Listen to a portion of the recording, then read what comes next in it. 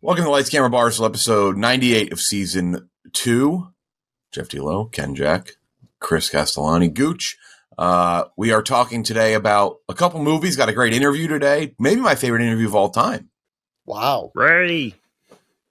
I think actually I don't think that's that crazy of a take. I think it's our favorite interview we've ever done. He was very funny. He was on the edge. Ray Romano, and he immediately went into how much he's dove into the Rotten Tomatoes reviews for his new movie. I respect that so much because no actor that we would interview would usually admit it, but I feel like he's at the stage in his career where he doesn't have to worry about that being perceived whatever way. He's like, yeah, dude, I wrote and directed. Of course I'm on the Rotten Tomatoes reviews, like checking everyone. He's obsessed with the score. Yeah. If you've written a review about his movie, he probably knows like your name. Yeah. Like, he knew the publications that were favorable towards them and the ones that weren't. Who was the actor? Who was the actor recently who admitted to like reading all the negative reviews throughout their career on Rotten Tomatoes? I think it was McConaughey said in an interview that like he clipped like all the negative interviews that people had written about him and went through them being like, okay, that guy actually dislikes me. That guy was being fair. Like he like assessed every single negative review that ever been written about him. Yeah, I feel like a lot of actors say that. Haters are my motivators. It's the Nick Saban School of Filmmaking. You gotta hang your press clippings, your negative press clippings. Me versus the world. Funniest thing is, and I don't think we referenced this. Obviously, we didn't reference it during the interview, but he right afterwards he like walks. We're walking him out, and he's like, "What's going on there?" Pointing into the yak mid recording in the studio. And we're like, "Oh, it's a yak. It's like a live show." And he's like, "Can I go in?" Yeah, he's like, "Can I go in?" And we're like, "Yeah." And he goes in and chops it up with the Yak Boys for like 5 minutes. It was crazy. Yeah, he was just popping around. It was very cool. Yeah, it was a good interview. So we'll have that. We also have 2 reviews. We have Ghosted from Apple TV Plus, starring Chris Evans and Ana de Armas, and we have Beau is Afraid. Both movies are definitely. There's no comparison point for these 2 movies. Do not try to make any comparison point. I had one last night. I had one last night that I was like shot on a camera. Yeah. No. I don't think I would suggest either of these movies to a mainstream moviegoer. However, for different reasons. One I actually liked, one I didn't like. Let you can guess which is which. You tweeted it too. I mean, one of the 2. I won't spoil it. Again, though, if you're smart, you know what we're talking about. I would absolutely not suggest one of them to a like if someone's like, "Hey, what should I see today?" What's like an animated movie that's out right now? Super Mario Bros. Yeah, should I see Mario or should I see Air or should I see this one? I'd be like, okay, the third one don't even consider. It's just not even. It's not a. Yeah. First, I don't know if I'll ever watch it. I don't think I'll ever watch it again. I don't think I might. I probably won't ever watch either again, to be frank. I kind of have a wild take on the one I'm talking about. I don't think the director ever wants you to watch it again. Like I'm not sure he's saying like it's. We'll talk about it. It's a very odd movie to break down, and the lifespan of this movie is going to be very interesting in terms of like when it gets popular. You know, when it becomes a cult movie, all that. I'll tell you a hint right now. We ain't talking about the streaming service movie because, oh boy, both are fascinating in their own ways. But first, let's get into some news where we talked about Mando in Succession. White Men Can't Jump trailer came out, starring Jack Harlow. Hits Hulu May 19th. That's very soon. I didn't realize I feel like they made this movie in like 10 minutes. Yeah, we did a recent podcast when it was announced he was going to be in this movie. I feel like that's not a good sign, but we'll see. Unless they announce them like midway through. But this is also the ultimate like I frankly I don't care sort of movie where I'm just like prove to me like through whatever early reviews or everything that people saying it's amazing. Otherwise, I truly don't give a rat's ass. Like the first one could be fun. Like it looks like whatever, right? Like first one's like totally solid movie. Not like it's the definition of like you look on it with rose-colored glasses, right? Like it encapsulates that sort of era, but it's not like some sort of like Criterion Collection movie, although I'm sure it is in the Criterion Collection. Gooch sent out a great tweet about this where it's like, I feel like we have a tendency to do this now when we reboot a series where we hold the original up with this reverence that is probably undeserved. Like, not to say that the original is a bad movie, but we do, like, I'm going to call it Ghostbusters syndrome, where the first Ghostbusters is a really funny movie from the 80s. And then once it got rebooted, it became the most important movie that's ever been made in cinematic history. Like, I'm going to go. Also conflated to be something different than it was. Very true. I'm not defending what came after it, but it's just like I don't. I'm agreeing with you for sure. Yeah. Like Ghostbusters, and actually, I would hold Ghostbusters to as much. So I have Ghostbusters probably like a 95, 96. I just looked up my White Men Can't Jump. I got like an 85, and I like that movie. So I may be at a different standard, but like that is true. Like even if it's not like a quality thing, like Ghostbusters. Like when they made the female one, they talked about it like Red Letter Media did. They're like, did the people making the movie think that the original Ghostbusters was like a fucking action movie, like a sci-fi? It wasn't. It was a goofy comedy. It was just a comedy. It was a comedy about making a business.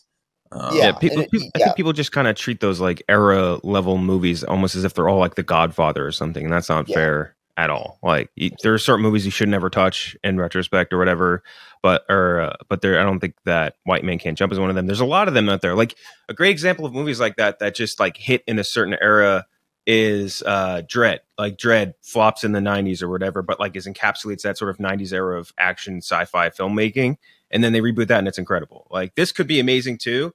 It's just like I don't see why I can't imagine pretending to care that much about White Man Can't Jump's integrity.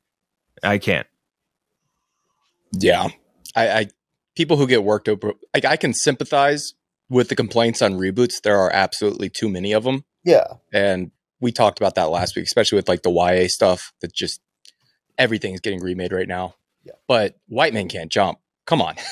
Good movie. Good movie. Who cares? But yeah, it's not like you said, it's not The Godfather. It's a little streaming release. It's not like it's eating up theater space. It's not going to bother you. Like, just some watch random it if you movie want to. starring Matthew McConaughey's brother. Who cares? Yeah, right. I'm starting to buy it. Honestly, I think they are brothers. They're into it. That seems like some sort of crappy promotion for the new season of True Detective. Yeah. It'd be funny though if like just this random like mafia CIA hitman spawned two of the best actors of a generation. Like that's just crazy. That Woody Harrelson's dad, that is the mafia hitman. Yeah, that would make McConaughey and Harrelson just CIA plants. Yeah, that's also true. That would be the really interesting part. What did the CIA want to do with Dallas Buyers Club? So that's White Man Can't Jump trailer. Check it out, Hulu. Man, I'm sure we'll talk about it.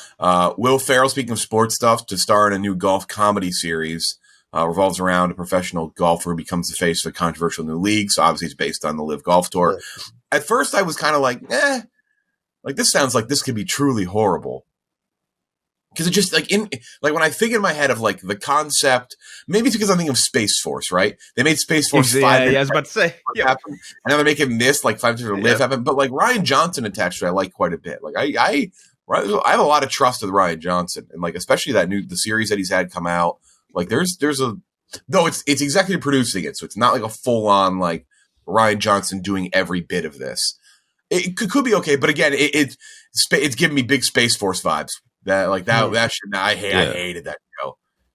I think the one thing with the Live thing is I almost wish that Live has been around longer before announcing a show like this, so that there'd be more material to work off of. Like they only have like the general thesis right now of like competing golf leagues, like a new golf league coming up against the old pros, and like that is cool on its own. But I almost wish that they had more to draw on, like to parody or satire, whatever, and they just don't.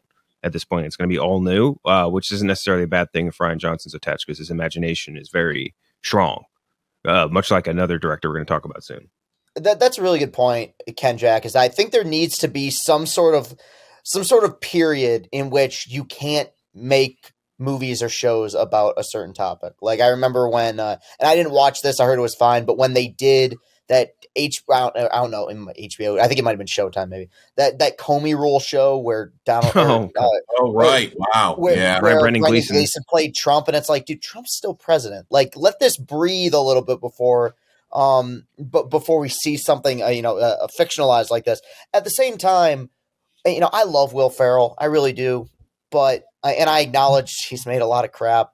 I grew up on him. I love him, but it's been a minute since he's had a comedy show or series that's really hit, I feel like. Yeah. And in a way, I feel like this is kind of him going back to his roots because he did, hit with multiple sports movies in the mid to late 2000s. So I hope this is a return to form for him because I know he's a talented guy.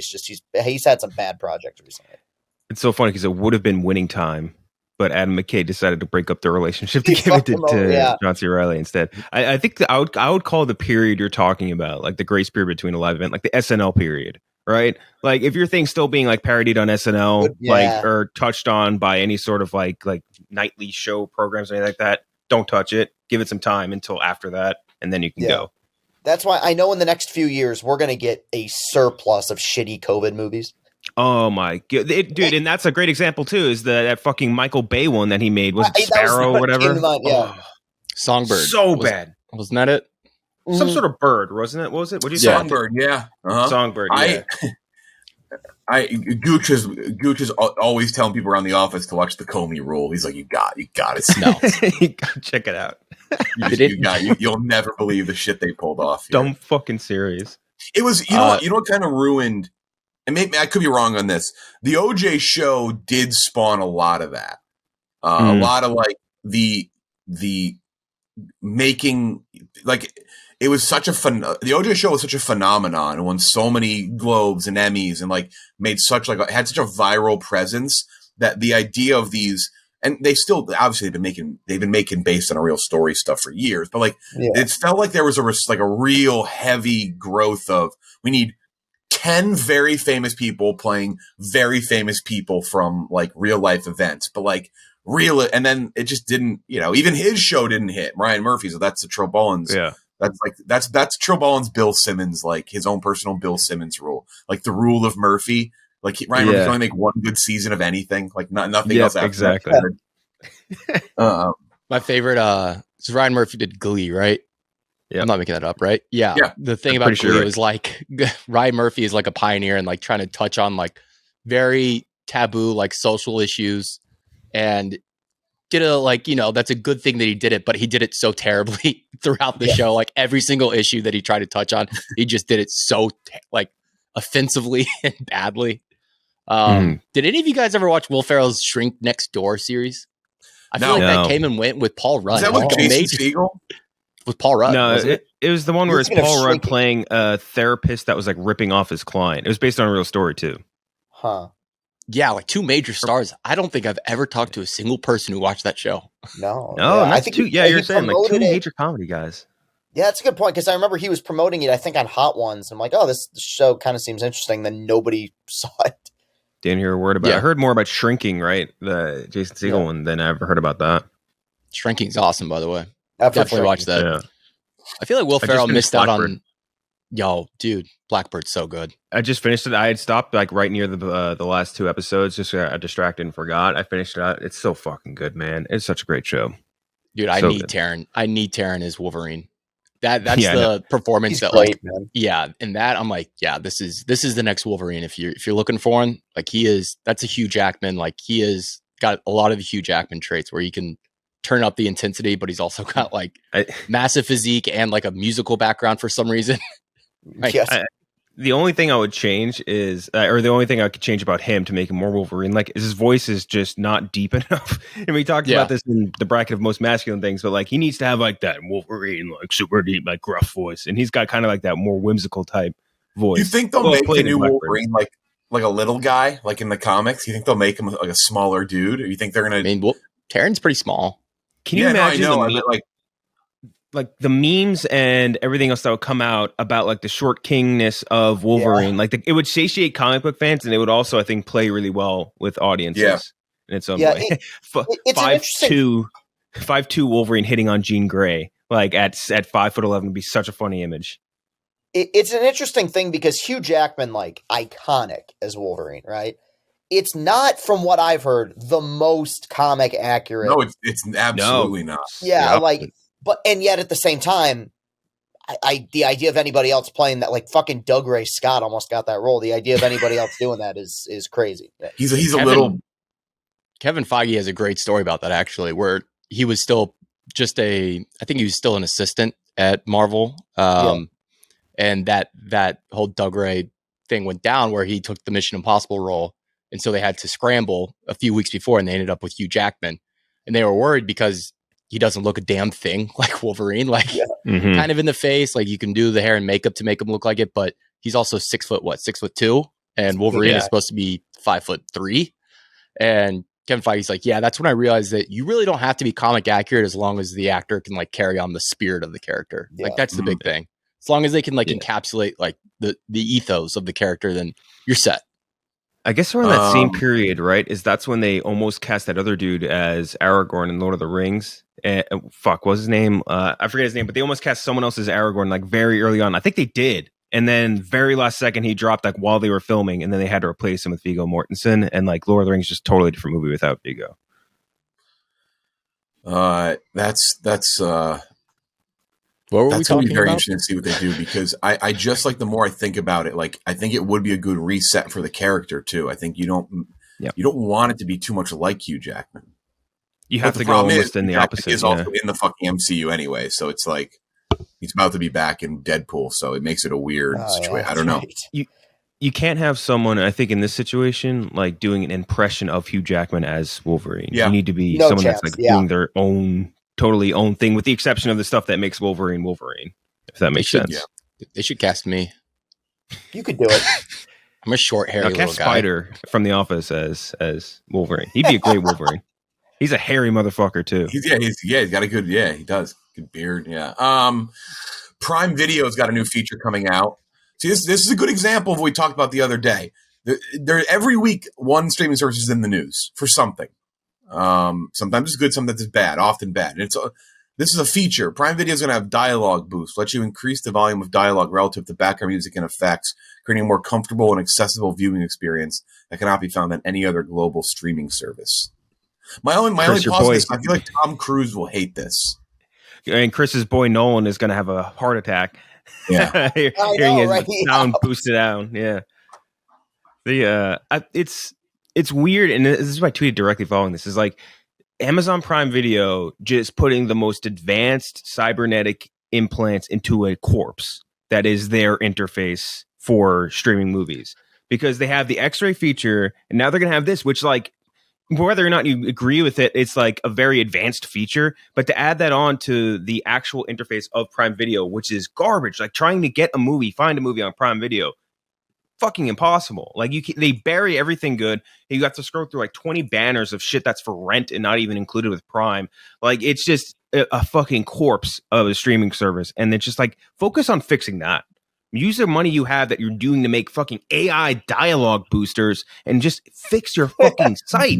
Fix the site, dude. It's crazy that like, they jump over B to C instead of just like fixing. It's just annoying. Frustrates the shit out of me. Amazon Prime. Fuck you, Bezos. Cool. Well, not really. Cool feature. It's a cool feature. Like it's been a problem. I mean, because from what I understand, it's because of flat screen TVs have terrible speakers, and that's why everything that comes to your home just doesn't sound right anymore. Like you need like a very nice speaker system to actually pick up the sound the way it's intended and the way they cut it. I wish they would just, remix it for home video, but they're obviously not going to do that. So this is a cool feature. I'd like to see Pornhub kind of take this in. You know what I'd really like? I'd love to hear what they're saying over the clapping. I know what I would really love to see, and I would pay Amazon big money for this, is a TV that turns the commercial dialogue down, or the commercial sound volume down. I would pay extra money for that, because the volume in commercials everywhere, they just boost it up like 15 bars. Yeah. YouTube TV has a huge problem with that. YouTube TV, the difference is fucking bananas. Just mute it. Mute the commercial every time it comes on. Amazon, I will pay you $1 trillion for that on the spot on a TV. Jeff, you know who has the worst one? And Jeff, you'll know this.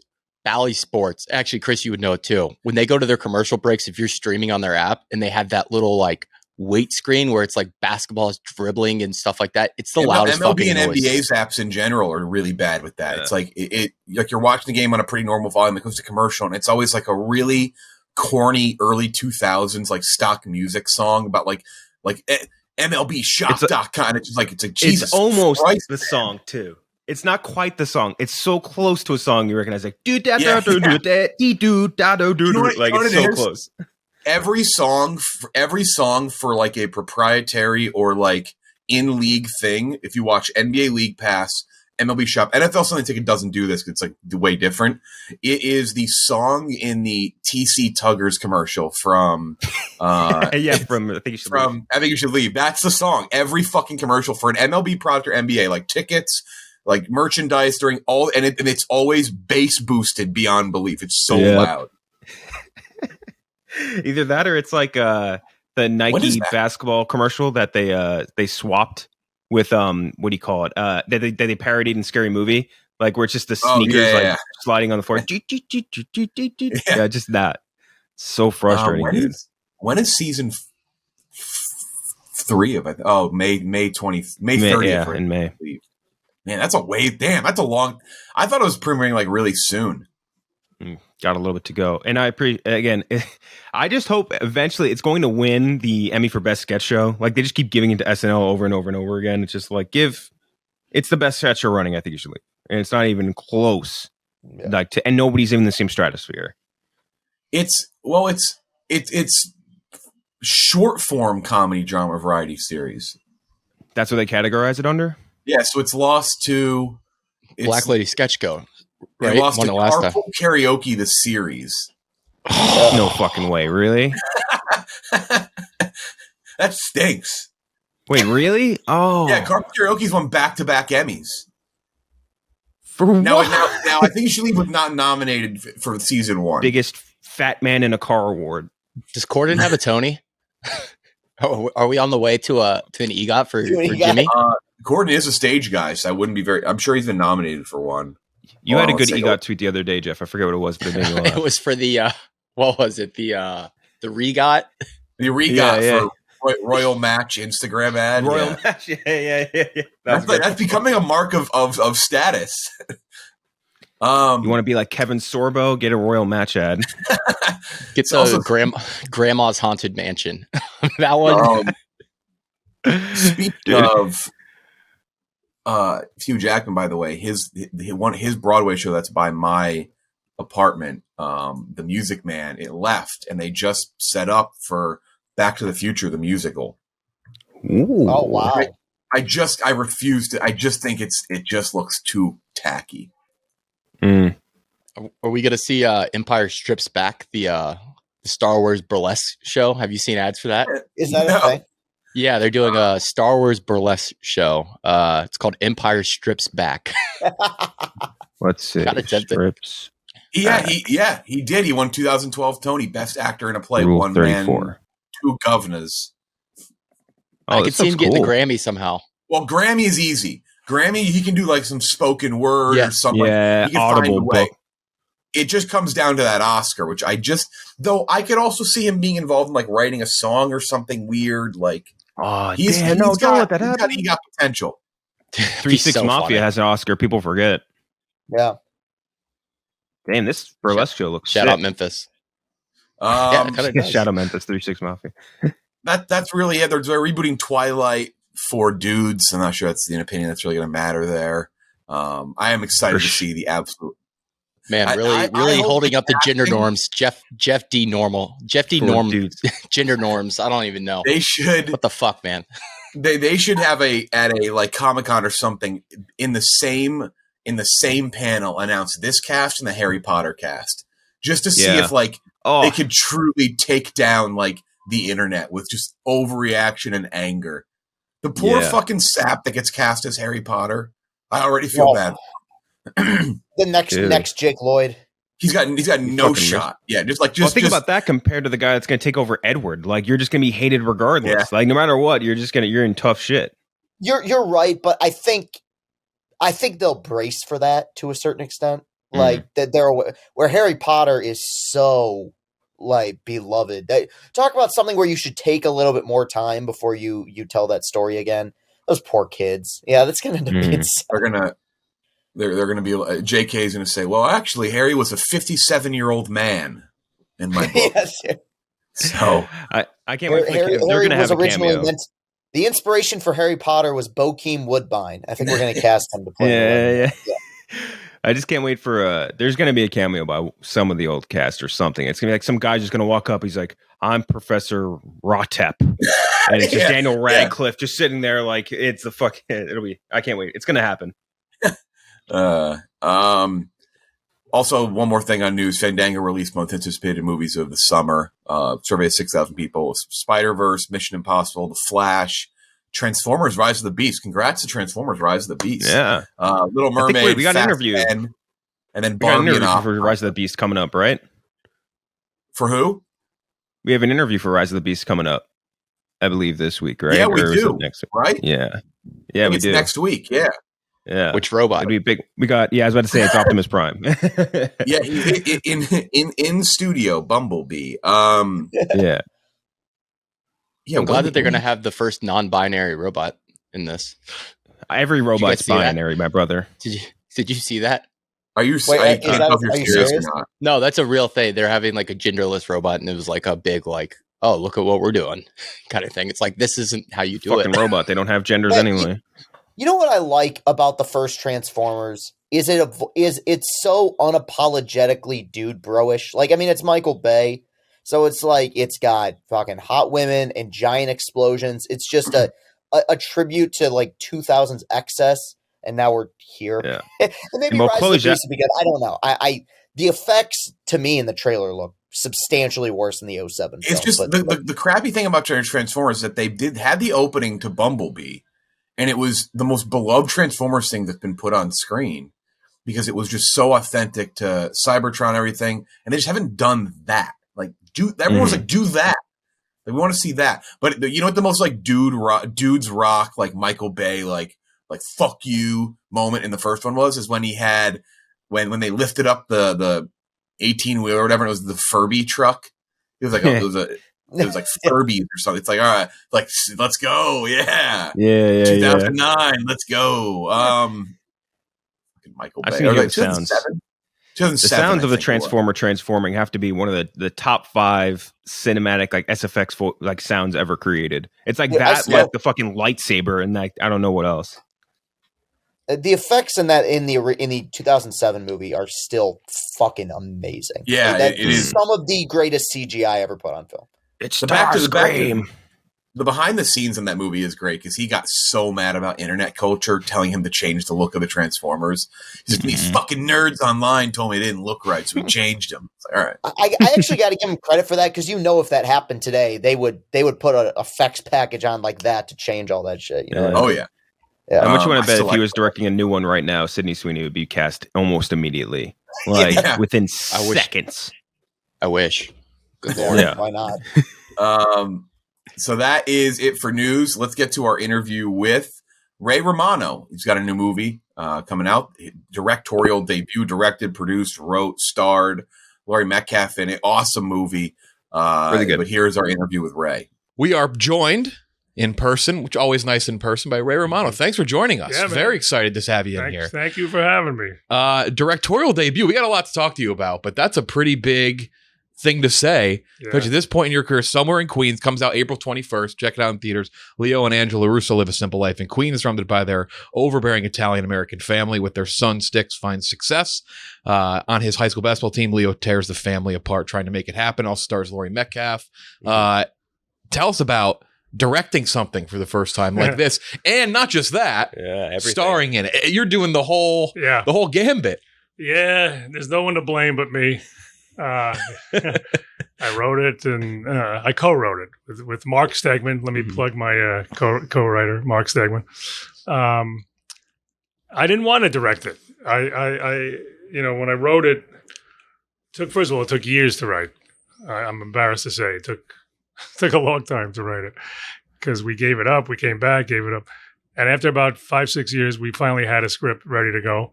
And I started looking for a director.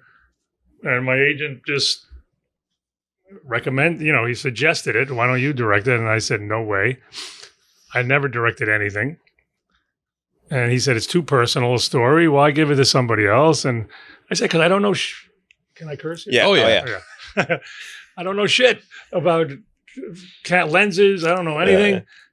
He says, you find a cinematographer, that's good and you collaborate with, and you can handle the story and what you want on screen. And he really had to convince me, because I didn't jump in. It was later on, about another month or two later, where I said, maybe I should do it. And I did it. And it was scary, very scary. Mm-hmm. I mean, leading up to it, I was stressed out of my head. I mean, I had to go for stress tests, my chest pains, everything. I'm not kidding. I had to go to. Oh, I believe it. Yeah. In week 1, I had to go of prep. When we went to prep it, it takes 9 weeks to prep. Uh-huh. And week 1, I had to go to my cardiologist, and he said, it's all anxiety. And when we started filming, it all went away, because then you don't have time for anything else, and you're in it. You're in the middle of the fire, and you got to go. And when it was done, I enjoyed it. When it was all said and done, I was happy he made me do it. Do you think the next one you do, you think you'll have that pre-stress, or is it now, all right, I've done it once, or is that going to be the routine now going forward? I probably won't have as bad, but by the way, if I ever did it again, it would be something I wrote, because oddly, people are giving me offers now. They haven't even seen it yet, and they know I directed a movie, and I'm getting small offers for small movies. And I have I can't say I have a desire to direct someone else's script. But if I wrote another one, and we're trying to write one, I can't take 5 years to write it. But if that comes up, I will do it again. And if a script comes that I'm super passionate about, that someone else wrote, that I feel it's organic, then yeah, maybe I might jump in and do it. But I'd still be nervous, just because that's my nature anyway, to be nervous. But I don't think I'd have to get on the treadmill. They didn't ask you to do like a Star Wars movie yet? No, I don't want no special effects. All right, we want you to do a Marvel movie, but it's gotten some pretty great reviews before it comes out too. So that's got to be not that that's the end all be all of everything, but that has to be a little bit of a. Oh man, I'm the worst. I'm reading every word. I do, man, and you're right. We have Rotten Tomatoes. You guys know Rotten Tomatoes, right? So I watched Rotten Tomatoes, and we played Tribeca. And Tribeca, we came away with 10 positive reviews on Rotten Tomatoes. We were 100%. And that was last July. Yeah. So we've been 100% for 8-9 months.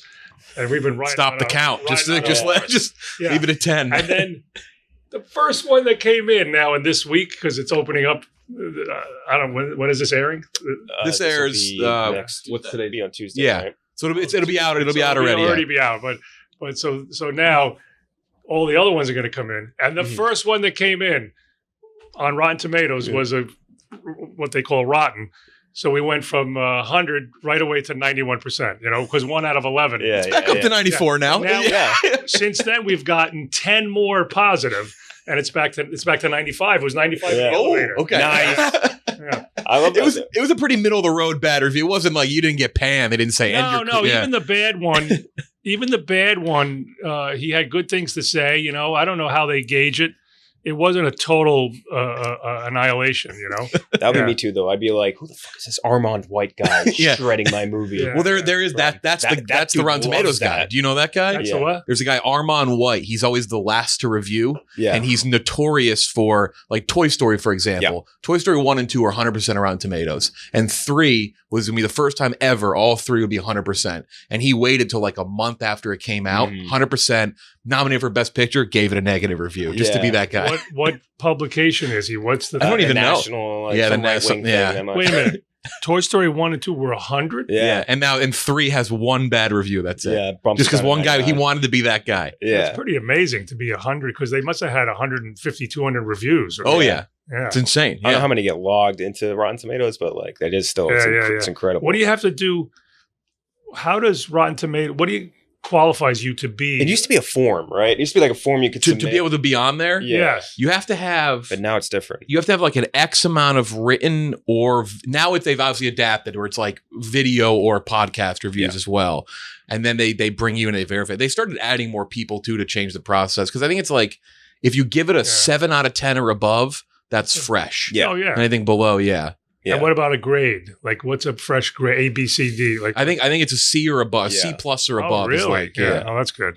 Yeah. I think you guys with this movie, you absolutely nailed the casting. Specifically, Styx and Danny, like absolutely crushed. I feel like specifically Styx. Like I grew up on Long Island. I knew 1,000 guys like Styx. Really? Same manner of speaking, same like that sort of thing. How particular were you guys picking those roles? Or like picking the cast anyway? Well, very particular, super particular with the kids. But the first thing foremost had to be not the first thing. The first thing was he had to be right for the role. But then he had to be a basketball player. Yeah. And that narrows the field so much. And he was good too. He looked like a legitimately natural playing. He plays. But you can't believe how it narrows, because we would look at everybody. We looked at 100 kids at least.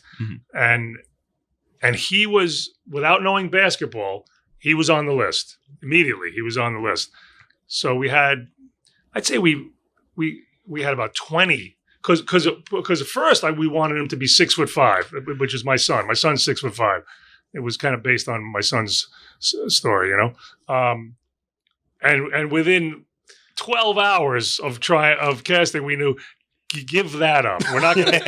You're not gonna find That's really narrow. A 6'5" good actor who's a good ball player. So we said we'll put him in big shoes. We'll make him look taller.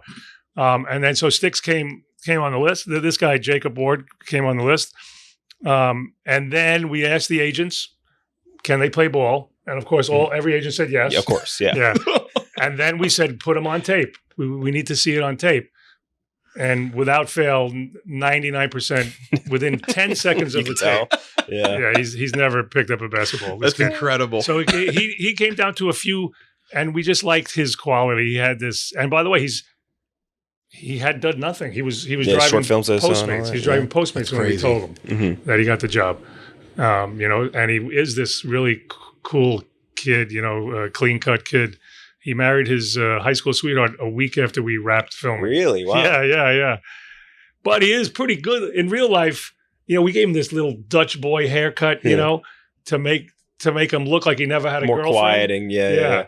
In real life, he's like a stud looking. If you look on his Instagram. I went and looked it up before, so I was like, that doesn't look like Styx. He's kind of ripped and all. Yeah, he doesn't look like a virgin in real life. Yeah. I think you guys also did a really good job at kind of nailing the Italian-American family experience. Like a lot of like very unwritten rules, which like we learned very early on. Like I was learned early. My mom's like, don't talk back to your grandma. Don't. She says anything, you don't say a word back. Yeah. She asks for, you want more food, you give her more, you say yes no matter what.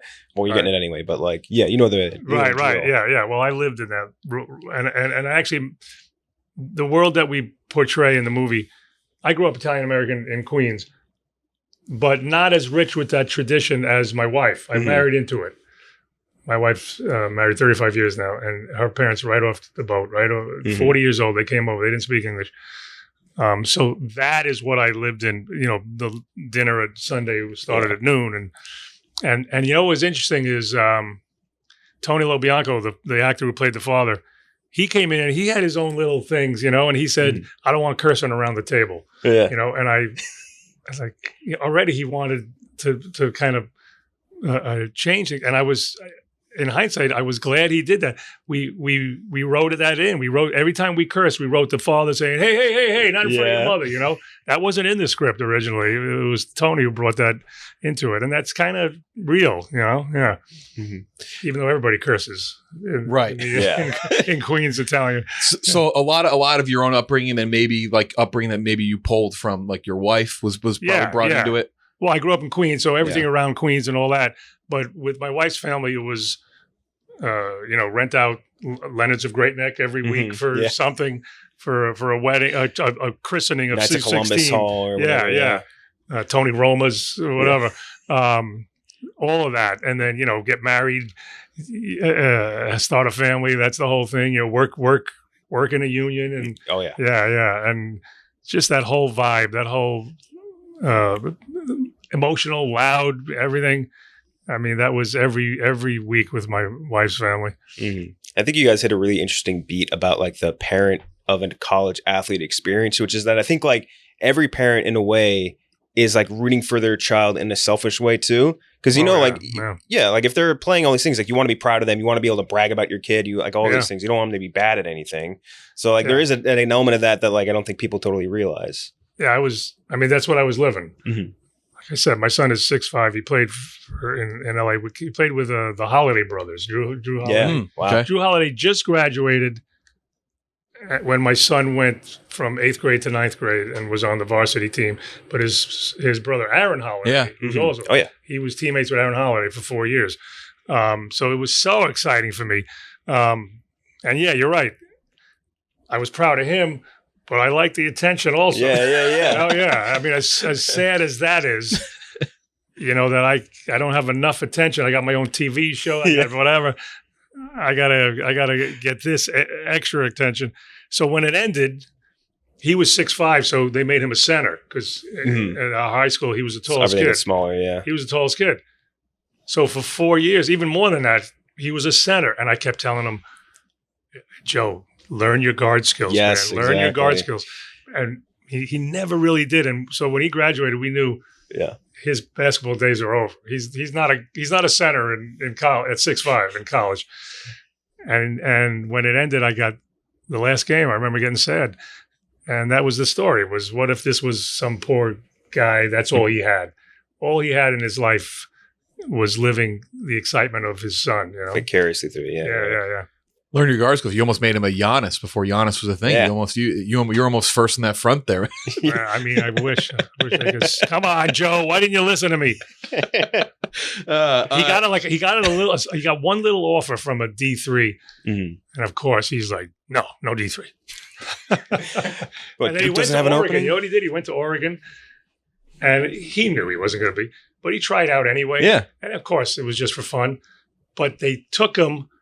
Oregon had a good women's team, top 25 women's team. So they asked him, do you want to be on the guys' team that scrimmages against the women? Okay, cool, yeah. And so he said, yeah. And so you have to become an NCAA athlete to be on that.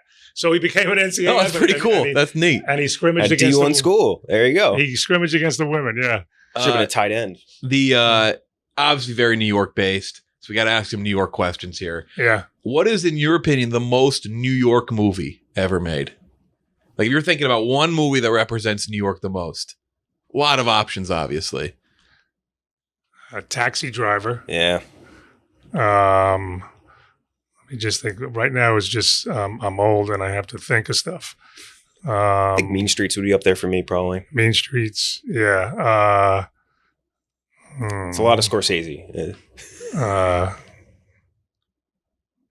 Diner? Was Diner in New York? I think so, yeah. Yeah. A lot of Scorsese. Yeah. How about A Bronx Tale? Yeah, Bronx Tale. Yeah, Bronx Tale. Yeah. Mm-hmm. That's great. Spike Lee does a lot. Yeah. Right? Yeah. Change it over to TV though. Yeah. There's a different answer because now you're gonna wrap in something that you were in as well. What's the most New York TV show? Yeah, I mean, listen, our show was based in Long Island, which was weird. My show, I'm from Queens, and my TV family lived in Long Island. And Kevin James is from Long Island, and his was in Queens. Yeah. But, Seinfeld was also super New York. Yeah. Yeah. It is kind of funny because he's from Long Island. I'm not. I was born in New England. I've kind of moved all over. Before I lived here, I would have probably said Seinfeld, but now it's like it's the other boroughs. It's the Long Island stuff. For me, like that's more New York. Like to me, I'm like, well, now I know that part of New York more. Yeah, right. I may side with that. Right. Our show, like we were from there, but we did everything was in the kitchen and the thing. And Seinfeld was out there, That's true. I think it's because maybe to that point, it's because now I know like the New York family, like what we've been talking about with your movie and everything, where it's like, maybe that's more New York for me. It's like, it's the family thing other than just like the buildings. Yeah. Right. Yeah, more of the personality. We represent the people of New York. Well, the commuters. We're just as important. Yeah. We'll give you an impossible question here from that era. You got to get rid of one New York sitcom. King of Queens, Everybody Loves Raymond, Friends, or Seinfeld. I got to get rid of one? You got to get rid of one of them. I can't answer that. Erased. I'll get rid of mine. Oh. You know what? I should have noted, don't let him get rid of his own. Yeah. I keep the money. I keep the money, get rid of the show. I love the show, but you can't ask me that. If you want to ask me which one of those is probably my favorite. Mm-hmm. I mean, I love my buddy Kevin's show, King of Queens. You know, so they're all great shows, but I identify more with Kevin's. See, you didn't answer, but now you're going to think about that the rest of the day. I know it's going to back. What would I have said? I can't say that. You mentioned Martin Scorsese. I was going to ask you about it later, but we mentioned him, so I may as well ask about it.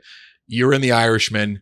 You worked with, top 3, if not top 2, if not top 1 of all time. Any little thing you noticed from him that you might have put in your own little directing skills? I mean, the only thing that he did that made me feel comfortable on the set, he did many things, but the only thing that I know that he did was he invited improv. He loved it when you improv. I mean, I remember we were rehearsing with him, and during a rehearsal in a hotel room, I said some line that wasn't in the script. He goes, and he was like, he got very excited. He goes, "Oh, that's good. You do it. Can you do that? That one? Yeah, do that one. Do that one in the. All right. If you want me to do it, I'll do it. He opens it up for people to, if they want. And that was my philosophy: was let's do it, let's get it, and then let's feel it out. And if you want to do it, and some actors are good and some aren't. Yeah. And some are afraid of it. Mm-hmm. When I worked on Men of a Certain Age, Andre Braugher, who one of the best actors I've ever worked with, he was petrified of doing improv, and he would joke around. He goes, "I revere the writer. And we go, "Andre, just relax. You'll be fine." And he was good at it when he eventually did it. And he's really funny too. He has good comedic chops. Yeah. Now he's doing comedy, right? Yeah. You mentioned too in the past, you're talking about Raymond too. You talked about Doris Roberts, kind of going down your whole gambit here. Doris Roberts, a great mentor for you. What's like, we'll have talking about acting, directing, anyone that people have worked with over the years. So what's like advice that you may have gotten from her over the years that you'd give any actor, anyone? The thing about her is she never stopped working. It was crazy. Yeah. We'd go to hiatus. You work for 10 months and then you got 2 months off and she'd be, I'm doing a play on a cruise for the next 2 months. Yeah. And she took acting lessons all the way. That's really awesome. That's unbelievable. Until she died. I think she was in an acting class. Yeah. That's amazing. And Peter Boyle, I will say this one story. I was terrified of Peter Boyle because he was Frankenstein. Right. In the beginning. I was the kid who did nothing and I just got fired from news radio. I don't know if you guys know. Yeah. Yeah. And now I'm on my show and these veterans are here. And on day 2 of rehearsal, I'm walking by Peter, who I really haven't said much to. And he just stops me and he says this line, exactly, I'm going to quote him. He goes, "It's like water. Just let it flow." And then he walks away. I have no idea what it means. No idea. But now I know what it means. Yeah. But the gesture, the fact that he was kind to me and knew I was going through, that kind of relaxed me a little bit. And the water thing, it's an actory thing to say, but I get it. It's just go with it. Let it just come out. Don't force it. I just imagine him saying it in character as like Frank too, just like with like a very gruff tone. And be water. You know what I mean? Yeah. But he's really, do you know about him? This guy is he was an amazing guy. Just the opposite, right, of the guy on TV. He was a monk with a vow of silence for 2 years. One of those. I did not know that. That's in the 60s. Then he got into like the kind of the rock and roll kind of thing. Mm-hmm. John Lennon was his best man at his wedding. Did not know that either. Yes, he's like a crazy Renaissance, unbelievable man. He was so smart and everything. And he would dumb it down with me when he talked to me. He would we would talk about sports and whatever. And with Patty Heaton, he would get political and all that. Yeah. You get all the fun convos. Yeah. We got to mention the Big Sick. I know you want to talk about the Joe Ken Jack. Big Sick. And we had Kumail in probably 2 months ago or something, and we like rapped with him a lot about the 9/11 joke. But when we talked to him, we're like, what made Ray the choice, right, for the dad? And he's like, he said that Judd Apatow vouched for your dramatic ability very heavily, and he's like, and he said that, and like, it's kind of interesting how so many different comedic actors have found a second life in drama. You know what I mean? Because like it's usually not crazy the other way around. Yeah. Usually comedy to drama seems to work. Why do you think that is? Now I'm going head to head with Mark Maron right now. You know, every little drag will like it. Then he gets one. And he gets a little ahead of me. You know, and that's right. He was an Irishman. You were an Irishman. He was a Joker. Yeah. And we're almost the same age. I'm a little older than him, but he's up there. I don't know what makes it work. You know, it doesn't work for everybody. But yeah, I mean, when you do comedy, I guess the saying is it comes from pain and suffering. But yeah, I don't know. I don't know if that's a rule, but I have a lot of it. I can tap into a lot of stuff, you know, and it helps a little bit. But it's I don't know. I guess it goes hand in hand, but it's not a rule. I don't think. Gotcha. We should, let's do the 6-pack. You want to go 1 for 1? Yeah, no, you can take it off. This so we're not taking you on a crazy ride. No. It's just 6 questions, rapid fire. Or if you want to expound, you totally can. What is your most memorable heckler experience in stand up? It was at Gator Growl. You know what Gator Growl is? No. Gator Growl is the Florida Gators. You know, they have their homecoming. And they have a show. Traditionally, they have a show the week of homecoming, whatever it is. And there were 30,000 people at least in the thing. And it was year 2 of Raymond. This is not a classic heckle. It was just the context, the situation. It was year 2 of Raymond. So I was one of the comedians. Dave Chappelle was a comedian. Larry the Cable Guy. In the stadium, 30,000 people. You know, parents and everything, but students, all the students. And Chappelle was on and Larry was on and they both did great. And then I was on and it was not quite clicking. Following up Larry the Cable Guy. Yeah, Larry the Cable Guy. That's tough. Yeah, that's a show ender, Larry the Cable Guy. Right. And again, I wasn't a household name. And after about 5 minutes, 30,000 people, and from about 10,000 people away, you just heard a girl yell out, "You better get funny." But which is not the greatest heckle, but in the scope of there's 30,000 people who heard that. Yeah. We all heard it. There's like nothing you can play off that either. It's not like a heckle too that you can kind of play with. Like that's just it's direct. And I remember when it was over, it actually wasn't the worst set of my life. It actually ended up, I salvaged it a little. And but when we left, when we were supposed to go home the next morning.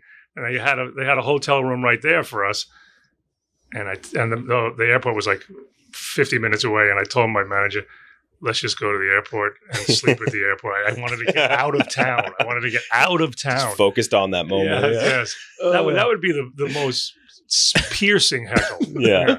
What is your weirdest fan interaction? We always ask people this, and for some reason, always in a bathroom. Like it's always somebody just like comes up to your urinal, like, "Hey, fucking love Raymond, man." I think during not my kids. I think it was. It might have been my kids, or maybe I was the godfather. Maybe my niece was getting christened, and I was in the church, you know, and walking up the procedure, and somebody came up to me and started talking to me and asked me, and I said, I got to go baptize my niece. You know what I mean? I was on the way to the altar, you know, and they were stopping me, you know. I said, if you don't mind, I have to go talk to God. Right now. I got to go. Yeah, I got to talk to him first, and maybe we can. Then maybe we'll meet up again later. You were the co-star with Gene Hackman on his last film role ever. In Welcome to Moose Point. Was that clear on set? Like, was he like, "Yeah, this is the last one"? No, not only wasn't it clear, I get shit for it. I get every now and then I look online, somebody's like, "That cannot be his last movie. He cannot retire on that." Why would you get shit about it? It's on your decision. Well, I know, but they're blaming the movie was too lame. Listen, the movie was a charming little piece and whatever, but some people do not like that I retired Gene Hackman. He was great. When I met him, can I tell a little story? Oh, yeah, of course. Go for it. So again, I'm frightened of him. And this is my first movie. And the producers on day one, before we start filming, we have a dinner, a cast and producer dinner. And I don't know Gene Hackman, and he's a legend. Yeah. And I'm nervous. And the director says, everybody go around and just say something. Everyone just introduce themselves at the dinner, And he's all the way there, I'm all the way over here. And it comes around to me, and I just go, hey, Ray, I'm playing whatever.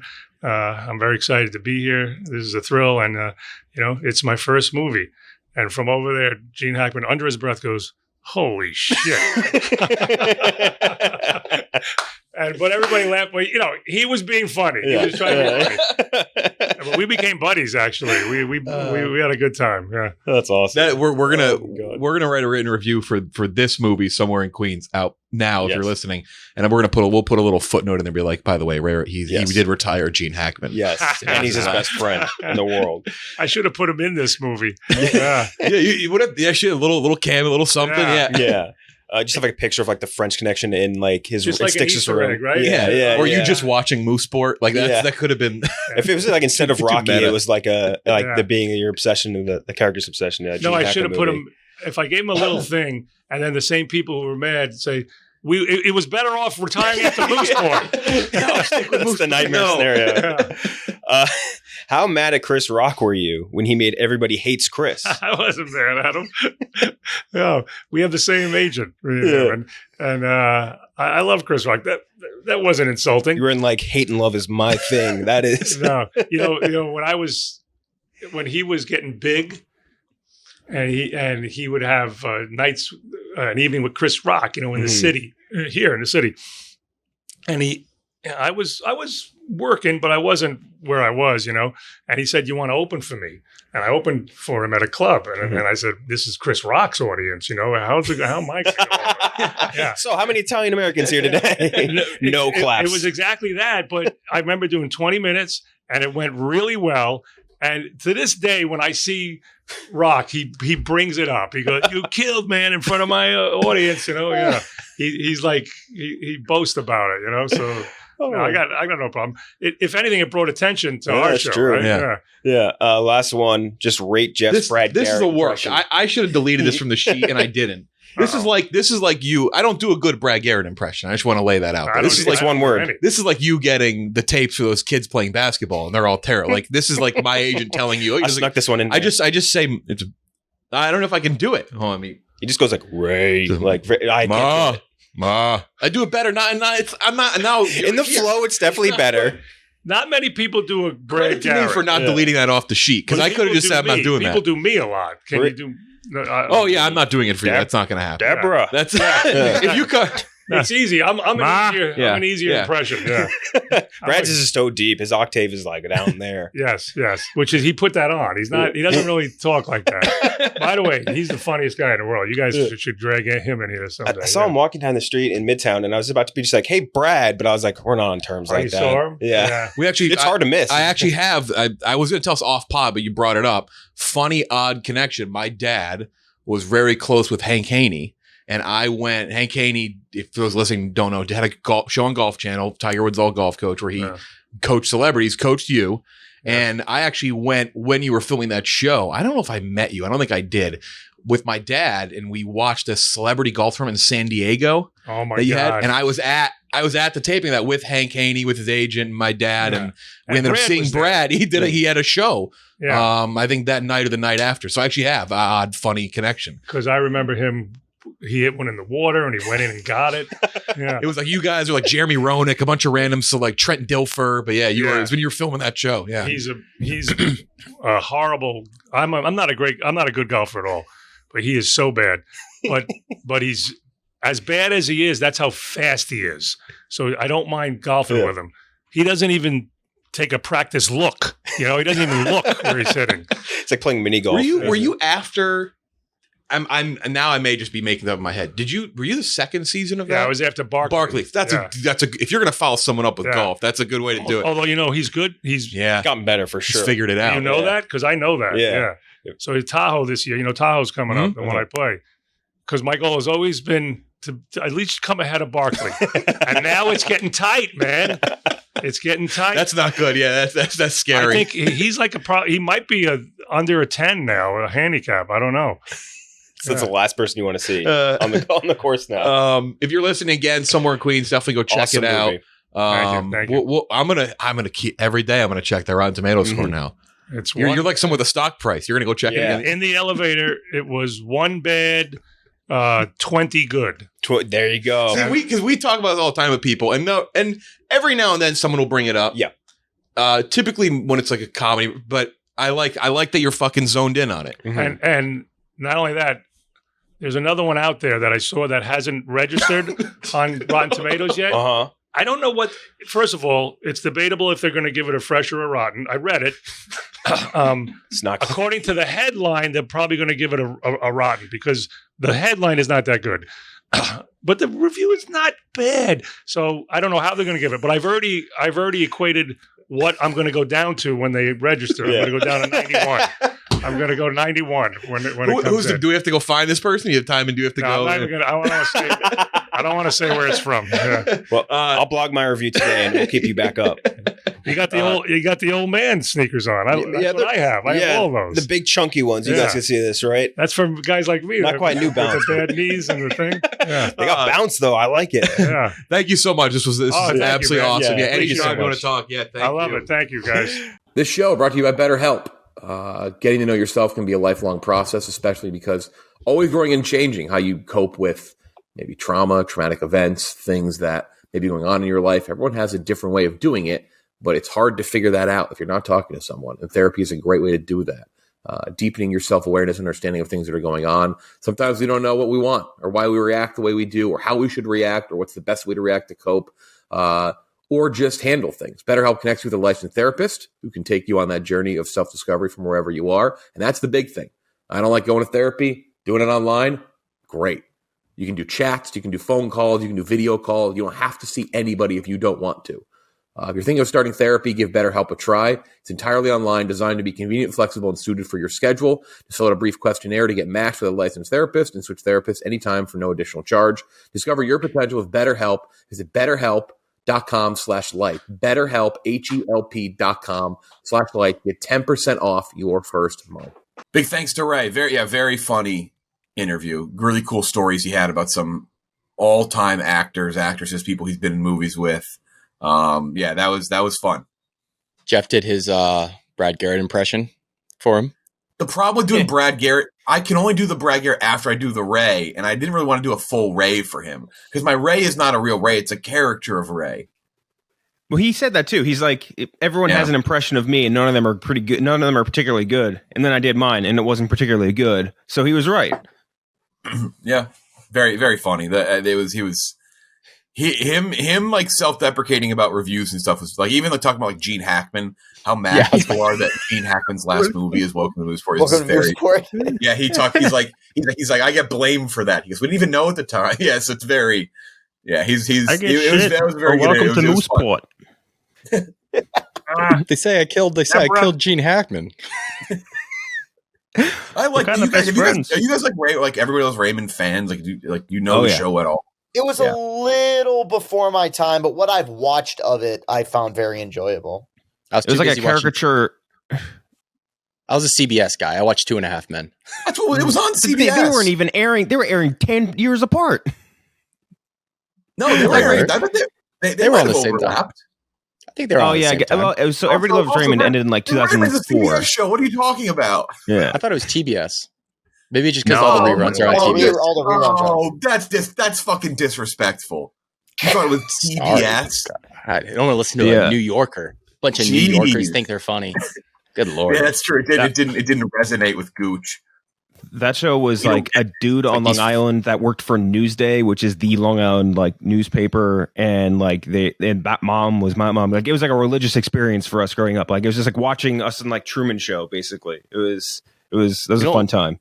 Yeah, Raymond's New York setting didn't connect for Gooch and his family in Middle America. So instead, they watched eating cigarettes in Ohio or whatever. 2.5 Men set in what, Malibu? Yeah, that connected more. Winning. Yeah. I forgot about that, man. So 2.5 Men was 2003. I bet Oh, so they were Raymond, for a I bit. think ended in 04, 05. 2004, yeah, it 05. Might have been a year. Yeah. Just trying to prove that Gooch been a Raymond guy. Big spoon, little spoon, block of cheese. Great fucking show. 96 through 05, yeah.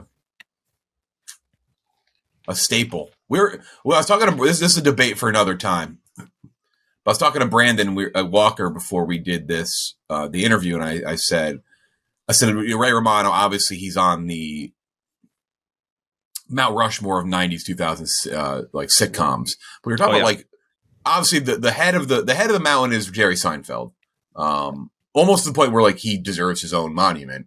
But we were talking like who would you even the problem with like Friends should be on that, but who would you even put? Like you can't. Jennifer Aniston. It'd be Aniston. Probably Aniston, but yeah. But I lean heavier towards like you almost can't. It's like they're just so associated together. Like they're just them. Yeah, like I'd maybe say if not her, it's like her Matt LeBlanc. Like I wouldn't put anyone else. But he said like they'd be if you'd pick a guy, it'd be Matthew Perry. It's tough. Kelsey Grammer definitely on it too. Yeah, I watched X3 The Last Stand yesterday. It was on TV. Fucking Tim Allen, Mr. Beast. Yeah, that'd be funny if that's how they recast Beast in Mr. Beast as Beast in the new X-Men. There's a way to spin it for the youth. That sounds like that email about Spider-Man that we used. Yeah. It's like EDM. There's EDM music with EDM with Spider-Man. It's like Mr. Beast. That must fucking parkour kids. Oh my god, I forgot about that, man. Holy shit, that was a funny email. That was a great show. Standing in a circle. Last one to leave gets new pat. Yeah, it's just like fucking. Yeah. So fucking stupid. So let's talk about Ghosted first. Beau's afraid is not. Beau's what? Are we gonna talk Succession and Mando? Or I totally forgot about that. Yeah, we'll do. Let's hit Succession TV first. Totally forgot. Succession, new episode. They went to Norway. I incorrectly said Sweden, which I guess not a tough. That's part of the joke in the show too, I guess. What's the fucking difference? Yeah. What does he say? Scandinavian freaks. Great episode. I mean, like, what does there even say anymore? Very intense episode. I loved the absolute detest and hate between the two sides. Skarsgård is so fucking good in that role. He's so unbelievably unlikable as that character. Which it's the Succession is just it's a competition of who can be more unlikable. Though there are you like Roman Roy has become a more likable character this season. Like there's that tragic element where he is like again this week. Spoiler alert. This week, clearly defending the family, being like, fuck you, don't talk about my dad like that. You did this, you killed him, all that. Last week, he was defending Carrie in front of Marcia. Like, he is definitely rising above everyone else, which is crazy 4 seasons in. At last season, that he has kind of like the moral edge on other people, which is nuts. But very, very, them trying to kill the deal by showing like the Callispatron movie. Just like, there's so many little moments that were awesome. I think the biggest thing with this season too is like Kieran Culkin, like for the first 3 seasons especially, was like very much just kind of comic relief, right? He's just kind of like comes in spurts, says, fuckaroni or whatever, and like everyone laughs. But like this season, he's like really taken on a big load as an actor, and it's like really impressive, I thought. His performance throughout this entire season, but particularly the last 2 episodes too, like just really good performances across the board, which I'm sure makes Jeremy Strong upset. What was that? He said some weird line everyone was making fun of. He called it like the dramaturgical. Dramaturgical, yeah. It made sense dramaturgically for the character. Like it's just like, come on, man. Speak to us like human beings. But yeah, I really enjoyed that Kieran Culkin this entire season. I think he's been killing it. And Skarsgård just so good. Unbelievably perfect for like the weird billionaire type that just doesn't like it doesn't really like get like that sort of like social cureness anymore because he's so elevated beyond into this world where everyone just responds as yes men, and I really, really enjoy his performance a lot too. And he's still ripped. You can tell this is not that far post Northman because he is just fucking. He takes off his shirt for 2 seconds. He had a V taper that could like cut a diamond. Unbelievable. I loved him wearing the hood, by the way. Just the way he was wearing the hood when he said hello to them. Like he's such an ass. It's perfect. I like to fuck around, like, you know, a little psilocybin at breakfast, you know. Yeah. Where did you all go? Hanna-Barbera Business School? Yeah, Scooby-Doo's. Yeah, you playing Scooby-Doo's now? That was really good. It's so perfectly European, where they're just like 50 years behind like American pop culture. You playing Scooby-Doo's now? Yeah, no, it feels like Alexander Skarsgård has found like this is where he should be. Because I don't know, he feels like he should be a big star, but he's not. He should be. He's good in everything. Really, I think there are too many of them. There's too many Skarsgårds. That's part of it. Inflation. If he had to pick one to be the big star, I think it would be him. Like Bill, I think Bill is probably the biggest one now out of the kids. Between it and now John Wick. But Alexander Skarsgård is built like a superhero. I mean, he is fucking. He's broad. He's too lean. He's got to beef up. I look like a spelunker next to him. Yo, dude, he is about to tear down Shiv's walls. You could tell that tension was going crazy. He's about to bust it down like you've never seen. Tom's going to be like in tears in the corner jerking off. Like you have no idea what he's about to do to her. Tom is becoming a massive loser in this season. Just unbelievable. I hope that's Shiv is being so mean to him too. Shiv was so mean to him. Like it's so funny to me. Like just perfect flip. I love that. She's definitely so if we're going into big winners, I mean, I think she is the clear winner, right? Well, no, she's being manipulated. She's the loser. She's like very clearly like he's just like running her around. Yeah. I feel like we're going to look back at the end of the season and think of her as a loser. Like, I think she'll be a loser by the end, but I think now for this episode, okay, like she's winning almost too early because we still have 5 episodes left, so you know that there's chances to fuck it up. But I mean, in terms of she's getting what she wants, I mean, getting that information out of him pretty much unprompted. By the way, him just admitting that he's sending liters of blood to his head of comms. That made me laugh. Which is also very funny. That's what I had to rewind that scene because I thought I misheard it. When he was like, "Yeah, I saw it." Just started as a joke, and then it wasn't a joke. Became a joke again. I guess it's not a joke anymore. That's them, I think, trying to say that, like, compare him to it was Peter Thiel, right? The billionaire, the guy that like he gets blood transfusions from young boys just to stay young. Fuck, he's the guy who like he made Gawker go or extinct or whatever. He's the one that funded the Hulk Hogan lawsuit. That's such a good episode of Silicon Valley. My blood boy. Mm-hmm. He got my blood. Such a good episode of that show. I forgot about that. My blood. Yeah, but Shiv gets that info, which is obviously she's gonna use it somehow. I don't know how, but she'll use it somehow. And she got what she wanted. Like her people were kept off the kill list. Like she said, what'd she say? She said Jerry will help you get through this, and Carolina's good, and Tom is her husband and her baby daddy. I think. I think that's the assumption. I'm curious when that's gonna spill. That's gonna happen at a pivotal moment. Something pretty big. Go ahead. I don't know. I think that info is fake, though. I think he's just manipulating the shit out of Shiv. Like he's trying to, like, hey, here's a personal connection between us two, where you think you have one over on me, and now you're going to think that I'm your friend, and he's very clearly not. See, I think he's just that bizarre. I think every single person who's in power in this show has been proven time and time again to have these massive, fatal, weirdo flaws. And I think that is his. He is going to be Me Too'd into hell if he becomes the head of a company, an American company, that is. I think an American media would eat him alive. Who's the biggest loser from the episode? I think winners are pretty obvious. There's a bunch of losers. I honestly think it's Shiv. I think she's being manipulated into destroying the entirety of what they're trying to do. You know what I mean? You're saying Gooch is being too much of a simp? Yeah. Shiv turns around once and you get a wide shot and he just does anything she wants. I mean, have you seen it? Loser has to be Hugo. Hugo just getting... Yeah, Hugo stinks. Hugo, yeah. and Kendall has him by the balls, too. Yeah. He's getting the strap. Yeah, it's not those tenths of a second. Him like trying to like he's like trying to hype himself up when they're going for the what do they call the NASDAQ Master Race? His comm team, And he's like, he missed bronze. He missed bronze. He's a choker. He's like trying to like hype himself up like in any way possible. And got that big ass plate of food.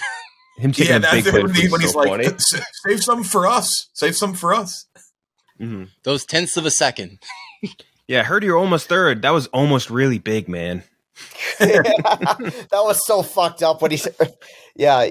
And then he like walks away and he's like, oh, that guy's a dick. Yeah. Another loser would be, I can't remember his name, but he's the first person named on the kill list, and he just immediately goes, fuck. Yeah. He's always in those big Roy like Waystar things. Like he was at the Bore on the Floor episode. Like he's always at those moments. Mm-hmm.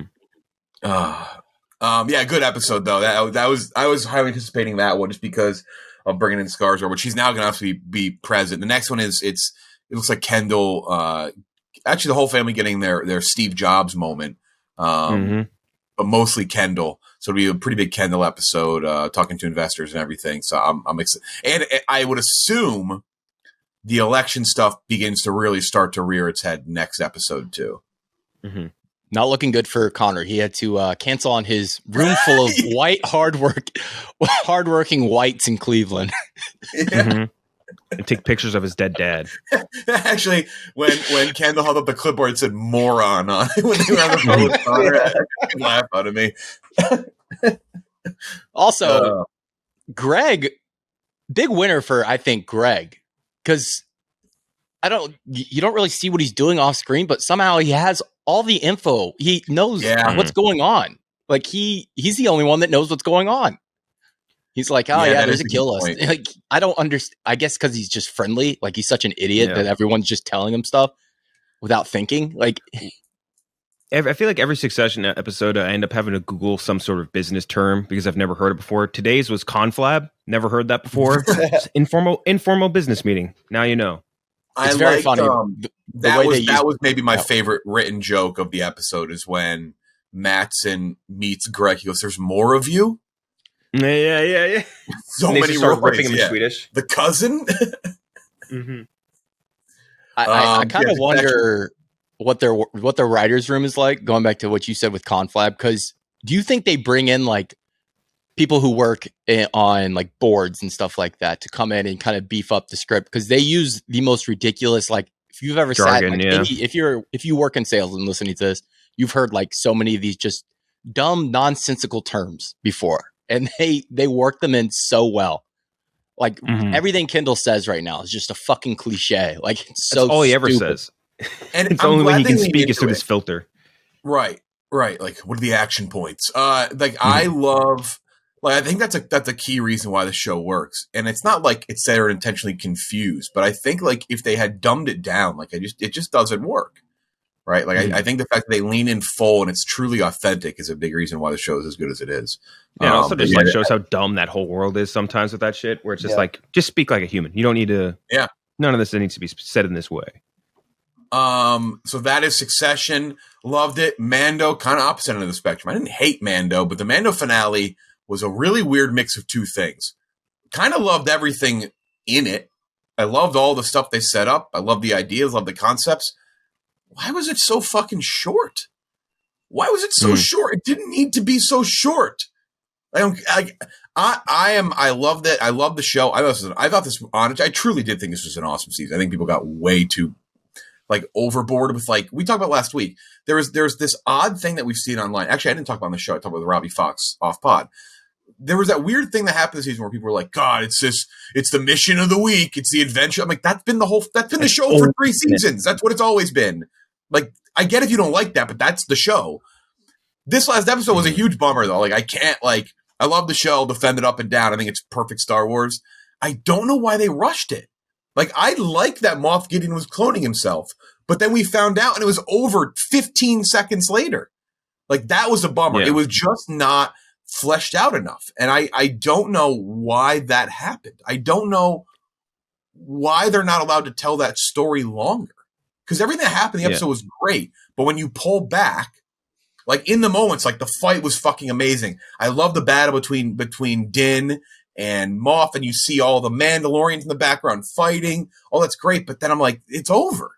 Like, let it breathe. Like, it doesn't need to be an hour and a half long, but it could have been like 55 minutes. It was 34 minutes. Like, it's a finale. You got to let it breathe. I don't know. That was a huge bummer in that sense. Like if it was just stinky, then I'd be like, all right, it was an hour of crappy television, but it wasn't. It was like good shit. But when you pull back from like looking at the little things and how fun it was, you're like, fuck, like there should have been more. You know, I think that was my biggest issue with it. That cloning thing bothered me too, because like it's basically that was in the first episode of this entire season in like 20 whatever it was 18 19 and like that whole thing was like, hey, first episode you find Baby Yoda. Why do they have Baby Yoda? Because they're trying to extract the Force. Why are they extracting the Force? Apparently now we're just finding out in this episode it's to make Force adept clones of Gideon. Oh, and by the way, they're all dead now. Just over immediately. But all that, I agree with you, just way too fast. Action was good. A lot of the cool lore stuff in Mandalore was cool. Like when they relit the Forge, it was awesome. I just felt like the actual closing like 10 minutes of it felt, and this, I think I tweeted this right after, it felt very Reddit fan fiction. It felt very much like not a Filoni level, and apparently Filoni wasn't, from what I saw anyway, like very more focused on Ahsoka than he was on Mando this season. But just very, very just fan fiction-y. It's like, yeah, and in the end of my story, Grogu or Din Grogu and Din Djarin sit at the lake and they relax on Navarro and hang out. It's like, that's not, I feel like that's not what we're expecting. Or maybe not, just, I wanted something a little bit better than that. And I also, at the same time, almost understand because they're resetting everything, right? It's like, hey, all these, like the main mission points of the last few seasons of Mandalorian, they're done. Now we can either, as it felt like, because it kind of feels like a series finale while you're watching it, right? In those closing minutes. But it's like, hey, here, everything's cleared, reset. Now we're going to go do brand new shit. And like that part of it's cool, but I just feel like that element of it was rushed. I don't really hate the name. Like that's the other thing too. It's like Star Wars fans are so good at like missing the point. It's like at one point it was like, oh, fucking Din Grogu. It's like, really? Like, okay. Like, like maybe that's our problem as Star Wars fans. Like, maybe don't shit yourself over Din Grogu and shit yourself over the fact that, like, maybe they should not make Obi-Wan look like it was a one-act play from a fucking local high school. Like, maybe, maybe the quality of things that we should be pissed off about. Not, like, because you think Din Grogu sounds weird. The minutia. It's crazy. Yeah, it's just like, that's my thing. It's like, again, like anyone who listens to this, like I'm probably borderline apologetic on the show, even though I do truly think it's a good show. But like this one, I was like, damn, I was like, what the fuck? I have a Star Wars conspiracy for you guys. I don't believe, and I'm sure a lot of people shoot this down. I don't believe Grogu was originally supposed to be in this season until the very end. Because until that finale, when he saves Din and Bo-Katan, he kind of does nothing the entire season. Until the very, very end. I believe that the popularity. Do I think that's true? I don't know, maybe not. But I actually like you raise it's a good point though. Yeah, because I think the popularity of the character, and then they're like, Boba Fett was done, and they're like, this is shit. Let's shoehorn 2 Mandalorian episodes in the middle of it. Bring back Grogu. I love that yogurt. Super Saiyan Grogu. Yeah, Grogu. Because it just didn't. I think one of the great things about the first 2 seasons was their dynamic. I felt like some of that magic was kind of missing here. It's not bad. You're right about the action, though. I thought between episodes 7 and 8, it dragged down a little bit too long. Maybe that's why the finale was short. So yeah, I can't call it bad, but I think it's a major step down from seasons 1 and 2. It's an odd thing too, because this isn't a thing that, like, I get if this happens now and then, right, with shows where it's like, fuck, they crammed everything in the end. Maybe they're not getting another season. Maybe they're doing Acnet. Like, that's not the case here. This is the fucking crown jewel of the company. Like, there's just no way they were like, nope, got to wrap it up now in 30. It's like, why? Let it fucking. It's funny we're talking about this because we're about to talk about a movie that had absolutely zero. Well, actually, both movies we talk about today might have had zero oversight. Now that I'm thinking about it, but it's just like they squeezed it too fucking hard. It's like that's the bummer. Again, I'm now repeating myself, but the bummer is that it's not that it was short and like not good. It's like it was short and I liked everything in it, but like you just when you make it that short and you don't let it breathe, it just doesn't work. Mm-hmm. There's two things I did really love about this episode. The action, I think, is about as good as the action's ever been in The Mandalorian. I mean, especially with the Mandalores fighting, like up in the air on their jetpacks. Like the way they shot that was very, very cool. Like very unique. Like the Darksaber mid-flight. Like, yes. Darksaber breaking, by the way, was also, that pissed me off because the Darksaber is so cool. I was going to get to that. Yeah, that made me very mad because it doesn't make a ton of sense, if we're being honest. Like, I guess it does, but if you've built this weapon up as like this unstoppable force, then it being that breakable doesn't make a ton of sense. And the way they reset everything at the very end. I think the biggest problem with this season, ironically, the fact that people are complaining that it's like Adventure of the Week this year, I think they didn't do enough Adventure of the Week this season. Yeah, I agree with that. I think setting the table, them going off on their own, being like, all right, we'll work, pseudo work for the New Republic, and we're going to pick up missions, and that's going to be what the plan is moving forward. I think that's great. I think that's where the show is at its strongest, is just doing these little simple serialized episodes. Like, that's fun. That's what it should be. Those are the two things I really like. But yeah, no, the cloning stuff, they really glossed over it, and I have a feeling it'll come back because you don't just introduce something like that and then kill it off 30 seconds later. That was bizarre. So I do think that'll come back in either next season or in another show. But yeah. Moff Gideon also not dead, and he should have been clearly dead, I think, at the end of that episode. Like, him just being engulfed in flames while wearing like the most advanced power armor that's ever existed. Like, he's definitely not dead. And I wanted to see him get like fucking beheaded by Bo-Katan with the Darksaber or some shit. I wanted it to be like about as definitive as possible. Like, hey, Bo-Katan's the leader of Mandalore, and she fucking earned it. She wrecked this dude, and we didn't even get that, which maybe it's just me personally wishing for it very much. But I don't know. I feel like I wanted more out of all the things that got finality out of this season. Maybe Moff Gideon dying is the one I wanted the most, and didn't get that. And other than, unless he just is dead from that flame, which would feel lame. Yeah, it's. I mean, it wasn't horrible. Like I didn't turn it off in disgust. Like, this sucked ass. I was just a little bummed out. It's a bummer because like there's too much good there to end like that. And I get landing a season's not easy. It never is. I mean, especially to wrap up a bunch of stuff. I mean, even like people said that about like The Last of Us to a small extent. They're like, they kind of wrapped it up, had to wrap it up really quickly in a small amount. Like, but I don't know, like, you had time to do it here, and I don't know why you had to make it so short and rush it so much. Let it breathe. Yeah, kind of a bummer. All right, let's talk about Rocket Money. Do you know how much money you're spending on subscriptions every month? Not a lot of Americans do. Well, you know what? You need Rocket Money. Rocket Money is a personal finance app that finds and cancels your unwanted subscriptions, monitors your spending, and helps you lower all of your bills all in one place. Over 80% of people have subscriptions that they forgot about, and chances are you're one of them. Like that Stars app that you got just to watch one show, or a free gaming trial that you never actually used. Rocket Money will quickly and easily find your subscriptions for you. And if any that you don't want to pay for anymore, just hit cancel. And then Rocket Money will cancel it for you. It's that easy. Rocket Money also helps you find and manage all of your finances in one place and automatically categorize your expenses so that you can easily track your budget in real time, and you can get alerted if anything looks off. Over 3 million people have used Rocket Money, and saving the average person up to $720 per year. I used Rocket Money, helped me find a Microsoft subscription for Xbox that I haven't been using since 2014, something like that. Helped me cancel it. I was losing like $16 a month. It's kind of embarrassing in retrospect. But I didn't want to have to deal with all the customer service, and Rocket Money does all that stuff for you. Stop throwing your money away, cancel unwanted subscriptions, and manage your expenses the easy way by going to rocketmoney.com/lights. That's rocketmoney.com/lights. rocketmoney.com/lights. All right. Now movie review time. We'll start with Ghosted. Starring Chris Evans and Ana de Armas. Directed by Dexter Fletcher, which is just crazy. Going from was it directed?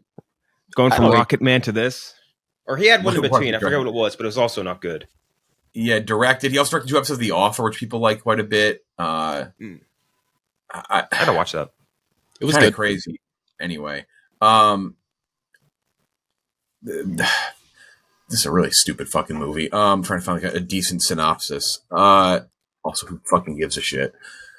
Soul of the Earth Cole falls head over heels for enigmatic Sadie, but then makes the shocking discovery that she's a secret agent. Before they can decide on a second date, Cole and Sadie are swept away on an international adventure to save the world.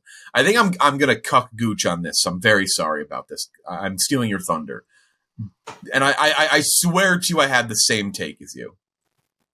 This is like an AI generated movie down to the physical movie. Like, I'm not even, like, you said it last week on this pod. I'm not even sure they ever acted together. Like, if you told me this was, I would rate this 100 out of 100 if at the end of the movie, Chris Evans is on camera going, this whole movie was AI generated. We did not act one scene. I'd be like, that's the greatest movie ever made. That's unbelievable. This movie is absolute fucking dog water. This movie sucks ass. Horrible movie. Like, Chris Evans, I don't know, like, he can kind of do whatever he wants at this point. Yeah. But this is like, it's like shit. Ana de Armas, though, what are we doing? She needs to find a new agent, man. She's done 4. She's got the same agent as Fassbender, I think. Stinkers. Are you serious? No, I mean, I'm just saying, like, it wouldn't shock me. That'd be ironic because, yeah, it's terrible. Like, the talent is there. You are choosing your scripts by fucking dartboard. Yeah. I would suggest this movie to absolutely nobody. This movie is ass. One of the worst movies I've seen in the last few years. It's not like the true bottom of the barrel. I'm not giving it a single digit, but I am absolutely giving it kind of like in the barely double digit zone. 21 out of 100. Terrible movie.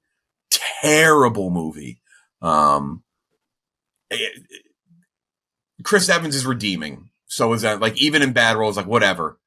Like, I can still watch. They make it at least watch. Like, if these were like 2 really bad actors, then this could have been like 0 out of 100. Like, I still get a charm from Evans to an extent.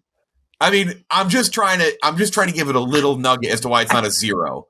I think that was the most impressive thing they did. They made Chris Evans unlikable. Yeah, dude. I'll talk about it when I get to like review. It somehow could have been worse. Is my point. Like, it really could have been like, but it's bad. Like, this is for what this is, for where it's streaming, for who made it, for who's in it. Like, it stinks. 21 out of 100. Really bad movie.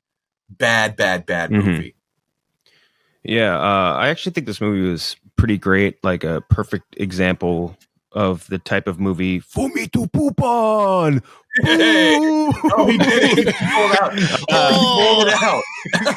Wow. Yeah. Just a fucking waste of time for everyone involved. Action was like okay in spurts. Dialogue reeked. And the cameos were like Family Guy ostrich, aha, funny for like 2 seconds. And I think something that was fundamentally forgotten in the creation of this movie, if it was created by a human, Chris Evans is hot. Too hot for any character he plays to have to double text ever in his life. It's just dumb, overdone, really bad CGI. Like, there's a scene I noticed very early on where, like, they both like slide down this hill while they're in, like, I forget, they're Pakistan or something. They slide down this hill. They CGI'd the dust getting kicked up. Like, go outside, bro. You guys are in California. You can get to fucking dirt 2 minutes away. Yes. It's fucking crazy. Just dumb. The weirdly most annoying character in the entire show to me was Chris Evans' sister. What the fuck was her problem, dude? Every time she's on screen, she's just ripping him with the dumbest insults you've ever heard in your life. Just so dumb. Treat Williams, right? In that for like 2 seconds as dad? It was kind of cool. And was it not Treat Williams? Was that?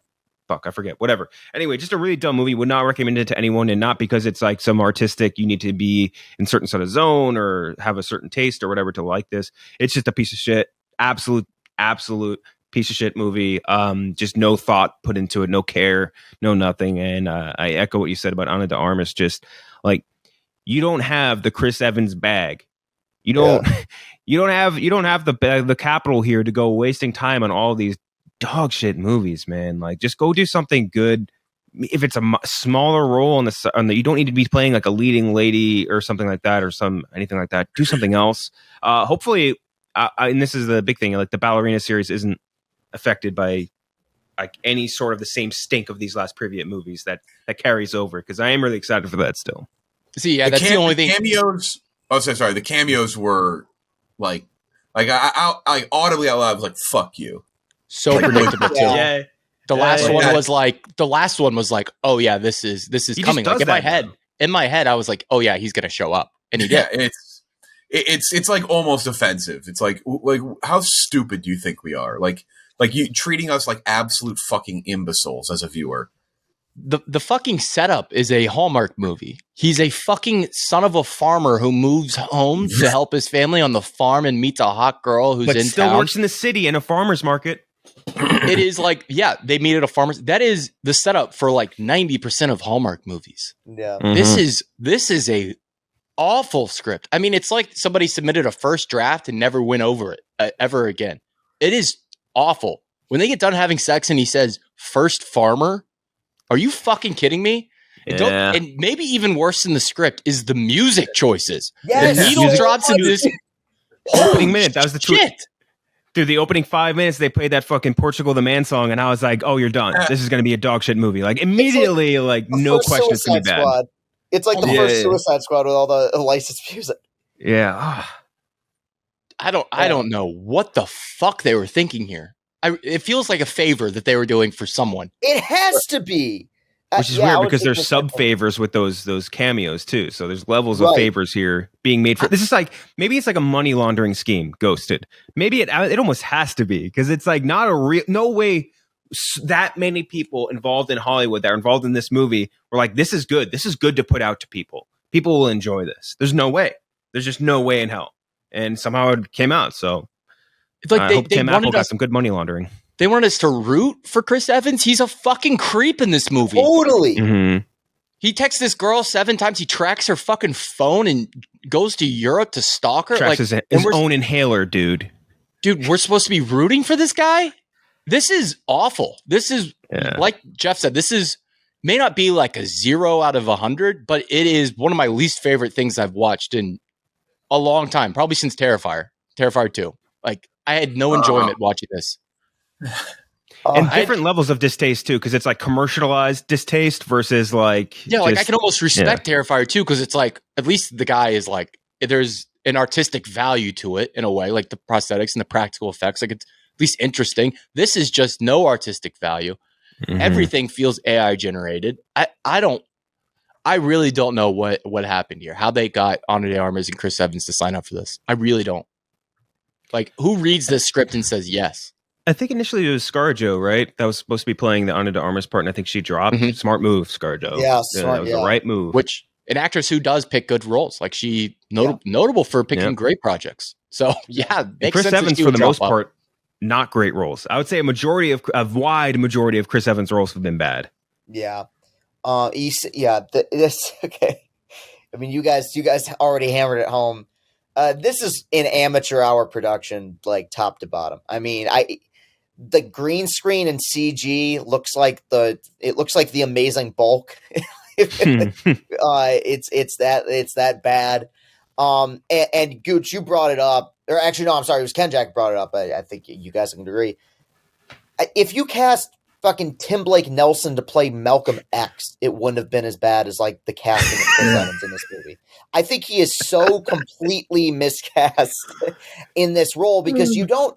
Okay, yes, to Gooch's point about the fact that like he's a total creep. That's very true, and I would honestly argue there's some really bad messaging in this movie to a certain extent. Like it doesn't work. Like there's a reason you're being ghosted. Don't do this.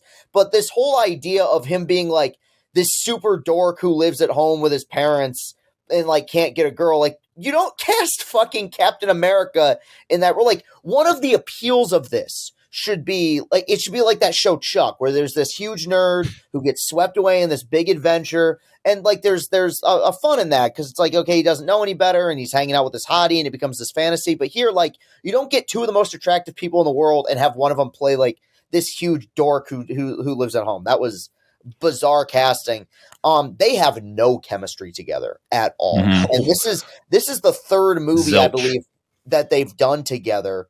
And I think they're still they're trying to capture that Knives Out magic, I guess. But what's bizarre to me, and we all like the first Knives Out, I don't like it because of the chemistry between Chris Evans and Ana de Armas. Like, outside of them being two very attractive people, like they don't really fit well together. She does some of the action stuff well, and she did in No Time to Die, so that's not a surprise. But yeah, I mean, like, I think he especially is like god fucking awful in this, and I don't know if it's the direction, the script, the acting, or a combination of both. But I've seen him be good in many things, and he plays this like a drama student. Everything is so pronounced. All that he's just so enthusiastic about everything, it wears on you. And also, this has happened even in some great movies. I hate when there's a romantic comedy or a romantic story in which the first scene of the two of them together are them being cunty to each other. Like, the first scene, they are both so unlikable to each other. And then 5 seconds later, you're supposed to buy their romance. It's like, that's not even remotely close to how real life works. And with this, also, last point, with this being an Apple TV film, so much Apple product placement in this for iPhones. I mean, just everywhere. The fucking inhaler tracker that he's able to follow all the way to Europe. Just, it is a production, like, a focus group fucking made this movie, not an actual, like, not anyone who actually had any inspiration or passion. I have no idea why these two people decided to be in it. And it's almost 2 hours long. What in the world are you doing? Like, at least if you're good, like, a romantic comedy needs to be a 90-minute clip. And there ain't much romance in this, and there's even less comedy. So, I mean, my rating, I'll give it a 21 as well. Like, when I was watching it, I knew it was terrible, but I was just kind of like, just whatever with it, waiting for it to end. The more I thought about it, and just like, the final scene is incompetently shot. Like, the green screen, oh my dude, the editing in this is so fucking bad. I could go on forever. It's terrible. It's easily going to be one of the worst movies of the year. Don't watch it even just as kind of a novelty, like, what the fuck was this type of thing. It's not worth your time. If this movie was made in like 2010 and starred Zach Levi and like Hayden Panettiere, it'd probably be like a sleeper hit. It'd be like, that's pretty nice. Someone Chris Evans did a romantic comedy around that time. Dude, he did that. What's your number movie with Anna Faris, which also ironically had a shit ton of celebrity cameos, including Anthony Mackie. Someone in our Discord did bring up what would have been the perfect casting is like the Parks and Rec era Chris Pratt. Like, that would have been, that's a perfect casting for this role. Even then, like, the way the role is written, like, you can't root for the character because, like I said, he's a fucking creep. I guess one positive, Adrian Brody was there trying. He was there trying. That was him doing like, they're like, yeah, can you do a villain? And he's like, I'll just do Luca Changretta again from Peaky Blinders. I'll just do that same role. And he had some weird French name. I forget what it was, like LaBelle or whatever. But yeah, dumb. Good Lord. Dumb movie. I don't even know. I don't even know if this will make my year end worst list. You want to know why? I think I'm gonna forget this movie in a month. I think this movie will be completely forgotten by everyone by August. I hope. You know what's a shame too is that rotating restaurant fight could have been really cool. Like, I know that could have been awesome, and it just sucked ass. You guys ever eat at one of those? No, I always wanted to though. Spinning restaurant? Yeah. Not for me. Not for me. I hope that Tim Cook stands up at the next like Apple conference and is like, and we have more great movies, including Ghosted with Marvel actor Chris Evans. I just hope he goes up like the BP oil guy from Family Guy or from South Park, and he's like, "We're sorry. We're sorry for Ghosted." In general, I just don't really know what Apple is doing with their movies and like as is. Like, it's the shows are great. They're doing great with the shows. Shows should be the focus. So this was an original from Apple, right? This is not something they bought and then distributed like Palmer. Yeah. Because they have distributed good movies. Palmer, directed by Hugo from Succession. Oh, that's right. Yeah, that's what we interviewed him for. I forgot. Yeah, we interviewed him. Yeah. Mm-hmm. But stick to TV for now. If this is what you're going to put out, good Lord. This felt like something that belonged on Netflix. easily. Yeah, terrible. It's so weird too because it's like a good like crew involved. Like Dexter Fletcher's a good director. Like we know that at least from Rocket Man, but like it's the dudes who did Deadpool, like the first Deadpool movie, which was good, no doubt about it. Right, and like there's other good people involved. Like Amy Sedaris is so funny. Like Tim Blake Nelson, awesome actor. Like, ugh. Then what's this? There's like literally a part of me that thinks, is this like Freddy Got Fingered 2.0 where they just made the worst movie possible? Because it doesn't make any sense why this looks like it was directed by somebody who just got off the lot directing like a CSI episode, like a weak CSI episode. Dude, it's a money laundering scheme. I'm convinced now. Tim Cook needed to move some shit around. Tim Apple. Tim Apple. His shadow company has ghosted the movie. This movie made me want to fucking switch to a Samsung Galaxy. Yeah. Lauren Balfe did the score. Damn, what a Green Bubbles Bob. Yeah. Salvatore Totino of the pizza roll brand did the cinematography for this, by the way. He took a fucking picture of her while she was sleeping. God, he was such a fucking creep. I can't get over how much of a creep they made him. And not to mention, number one sign of giant loser, you don't have a password on your phone. Yeah. And people can just look at your intimate picture. It was too hot to be that much of a loser, dude. Way too hot to be that type of a loser, specifically. Yeah, bad movie. Yeah, bad fucking movie. I don't know. It won't be bottom like 5 of the year for me. Like we are going to see things that are just so abysmal. Yeah, we will. Yeah. Like that is the one thing. Like there will be something that is like unbearably bad, like to an extent where it's not even fun to talk about. It's the ones that we don't even talk about on the pod because they're just so fucking terrible. But this was pretty. I think it's gonna be? It's gonna be No Hard Feelings with Jennifer Lawrence. That's what I think it's gonna be. That'll be the one that I think. It looks bad, dude. Are you kidding? Dude, you're crazy. That looks so funny. You're such a. Isn't she a local? Isn't that why you like Jennifer Lawrence? Yeah, she is a Kentuckian. She played. I walked the same hallways as her. School. Oh, really? Yeah. She played field hockey with my sister. Actually, very random. She seems like a field hockey. We can't take you at your word on this. I'm biased towards Jennifer Lawrence. She's a fucking Academy Award winner. Yeah, but she's on a bad streak, and she's an actress of a generation.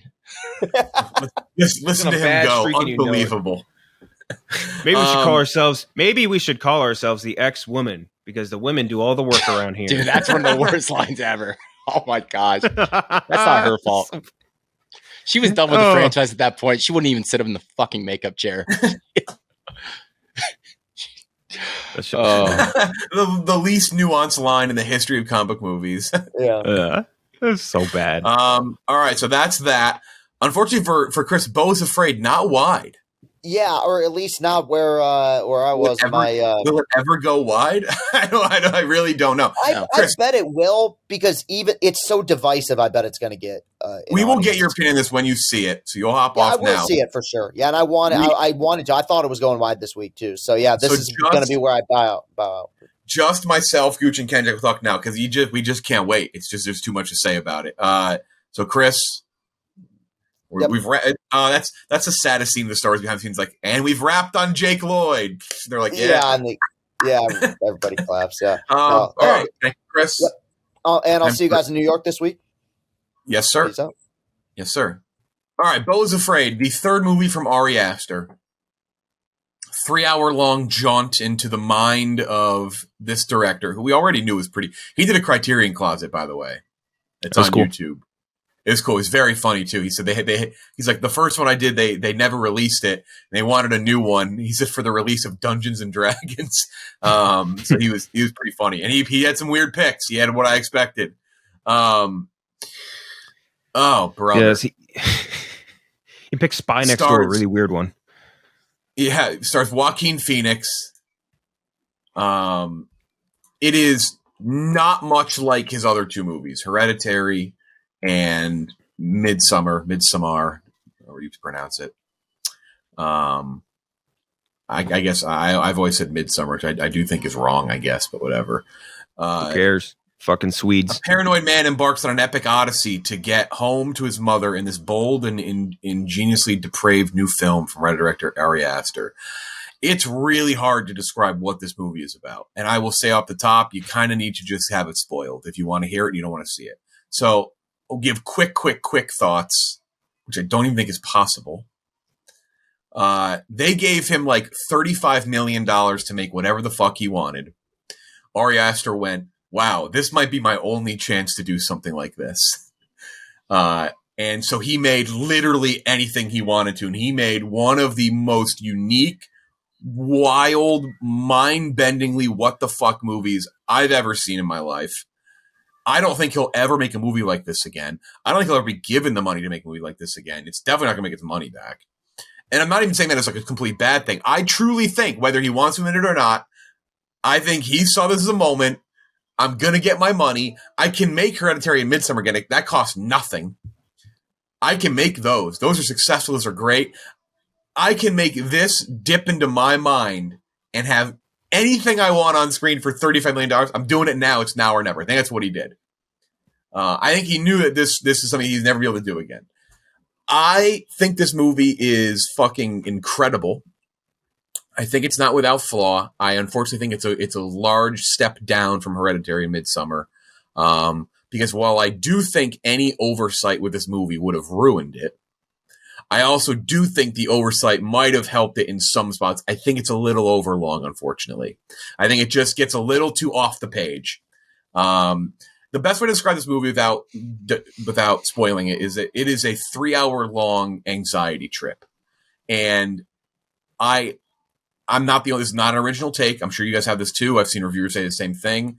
I do not think this is a movie that he wants you to go in and get out the fucking pad and pen and go see it 3 times and try to find, like, I think it's a very surface level. Don't overthink it. Just be anxious and have a miserable time going through the life of this character, going through the moments of this character. Like, I don't think it's meant to be overanalyzed. Hereditary and Midsommar are really, you could dive into this, the symbolism and everything. And like Midsommar throws the whole movie on the wall in the first scene. This, I don't think he wants you to overthink it. I think he wants you to go in and just have an anxiety attack with him. And that's what this is. And I think that's fucking brilliant. I think, unfortunately, because it's a little too long in spots, it loses a bit of its like purpose. Like, it just gets a little worn thin where you're like, all right, I'm kind of now, like, you dive into it, right? Like, and I'll let you, I'm rambling, I'll let you guys talk. You dive into it, and I think at some point you almost kind of back out because you're like, this is kind of going on maybe too long in some spots. I still think it's fucking amazing. I don't think it's as good. Hereditary, I have 92, Midsommar 93. I gave this an 84. I really like this movie a lot, but it's why, like, I don't think we'll ever see anything like this ever again. It's insane. No. It's an insane movie. Mm-hmm. Yeah. I landed on an 80, so not far behind you. I think there's like 2 distinct like layers for the movie, and the bottom, like the foundation of it, like 10% of this movie is Ari Aster working through some family trauma and sort of playing with the overbearing Jewish mother archetype thing. And then the top layer, which is like 90% of this movie, is just everything Ari Aster could possibly imagine, like LSD trip, run wild of a plot, dialogue, camera work, insane camera work. Again, I like, that's something that you come to expect from Ari Aster. I think just insane shots. He loves the dollhouse sort of thing too. Really, really good camera work. Awesome art and production design. Really, really cool. Really good music too, which is another kind of staple, like good environmental sort of music. And really good side actors too. Like, you always expect Joaquin Phoenix to deliver a certain type of quality performance. But like Nathan Lane, awesome. Amy Ryan, awesome. Patti LuPone, who played his mom, awesome. I dug it, but I also think it's a really unique movie in that every single person that watches it will have a totally different, not even necessarily takeaway, but like feelings about the movie. And like, you could say that to a degree about everything, but I feel like this is one of the more unique ones where every single person will have a totally different feeling really about it. In the micro sense, if that makes sense. I still don't like, there's certain things about it, like I don't totally understand. The length, for sure, I agree, definitely a little too long, but there was never a point where I was like, wow, this scene is going on for way too long. It's always like, it felt like almost because this is very like a journey, right? It's like, it almost feels like, because it's every stop is its own little mini movie. So like, I didn't totally feel taken out of it by anything. Really funny. Obviously, the other 2 movies he made, not funny at all. This I thought was very funny at points. Definitely involves some of the same shit he usually likes, like dealing with grief. That's all 3 movies for him now, 3 for 3. And then just a really cool, just sort of look into one of the more creative and imaginative minds that there is in Ari Aster. I think the scene where he has sex for the first time is one of the funnier scenes of any movie I'd seen this year. I was laughing out loud throughout the entire thing. Super, super funny. He said his Criterion thing. He goes, he picked up one movie and he goes, "This is very similar to Beau is Afraid. It's about a guy who has to come." Like he just straight up says it in his Criterion thing. Yeah, him having like 40 years of blue balls, like the biggest ball sack you've ever seen in your life. Dude, that ball sack was so funny, funny, hysterical.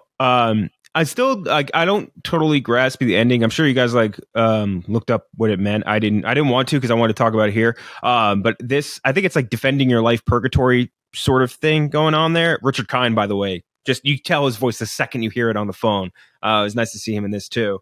But yeah, I thought the ending was interesting. Didn't totally grasp it, but the rest of it, just a really, really interesting movie that, and this is what I tweeted right after, I cannot recommend it to anyone. I can't, if someone's like, yeah, I really liked Hereditary and Midsommar, really like this. I got no fucking clue. I got no goddamn idea if you like this on this. Like, because I don't think it's reasonable to dislike this movie. Like, it's not meant to be beloved. Like, it is truly like he achieved what he wanted to do.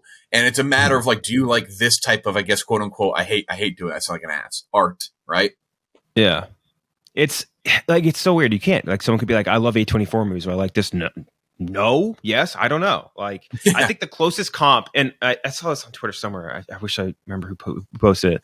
Like Charlie Kaufman, David Lynch type stuff. Like, for sure, closer to that level. That's the only comp you can really even get. But outside of that, it's just, I can't recommend it to anyone. If you're listening to this and you have no idea what's going on, and you're looking for a recommendation, I don't think any of us could give it to you for any reason whatsoever. Even if you gave us down to the most tiny detail what you like about movies, we could not recommend it to you. It's impossible. But other than that, liked it, gave it an 80. The only way I could recommend this movie to someone is if they came to me and they said, I want to see something that is like nothing I've ever seen before. Because that's what this movie is. It is one of the most original things I've ever seen. I probably will ever see. And I think that is at its own expense at points, to be honest, because I like it when directors are original, but sometimes in this movie, it feels like you're trying to be artsy for the sake of being artsy and being original and being creative and being out there just for the sake of it. I think you touched on the camera work. The technical elements in this movie are really cool. I mean, world class, especially the sound design.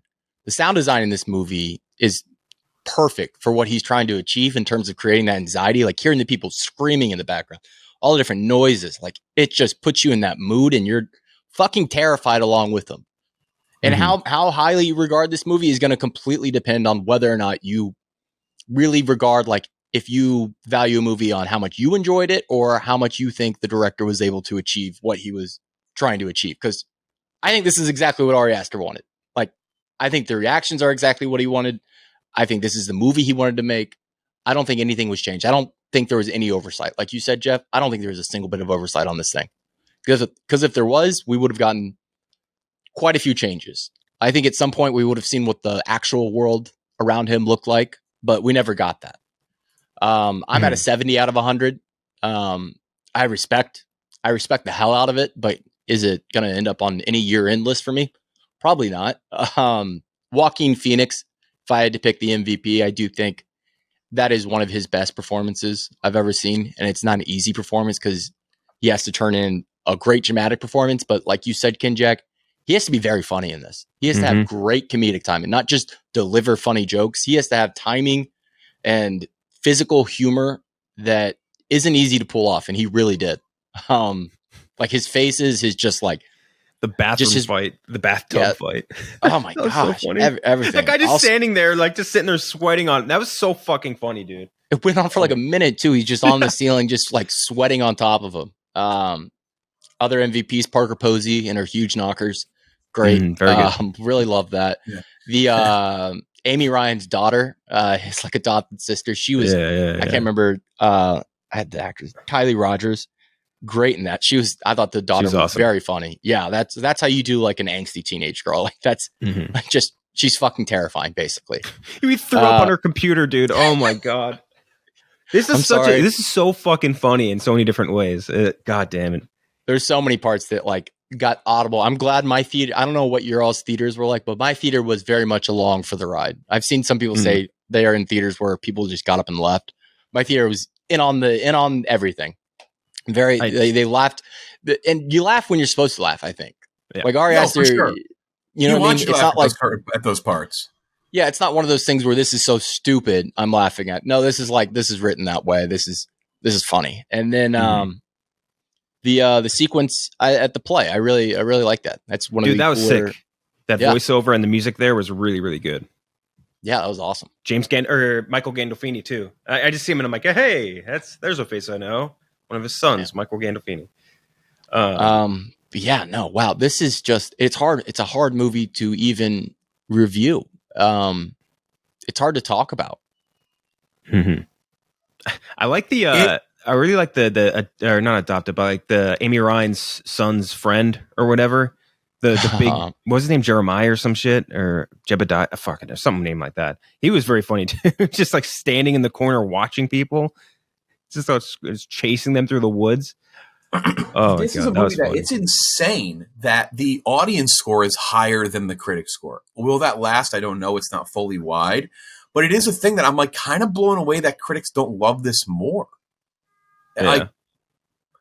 It seems like something that like the critics usually love. Yeah. Is it an over like analytical mindset with critics? Is that like what's happening? Like I don't like. I'm with you, Jeff. And you, Ken, Jack, both of you. I don't think this movie is made to be analyzed. Where I saw like some videos on our YouTube feed like pop up as suggested like ending explained or Easter eggs you might have missed. I don't think that's. No, Dan Murrell talked about his review. He's like, this is going to be a thing where people are going to go race to find the ending explained video. Like, I don't even want to watch those.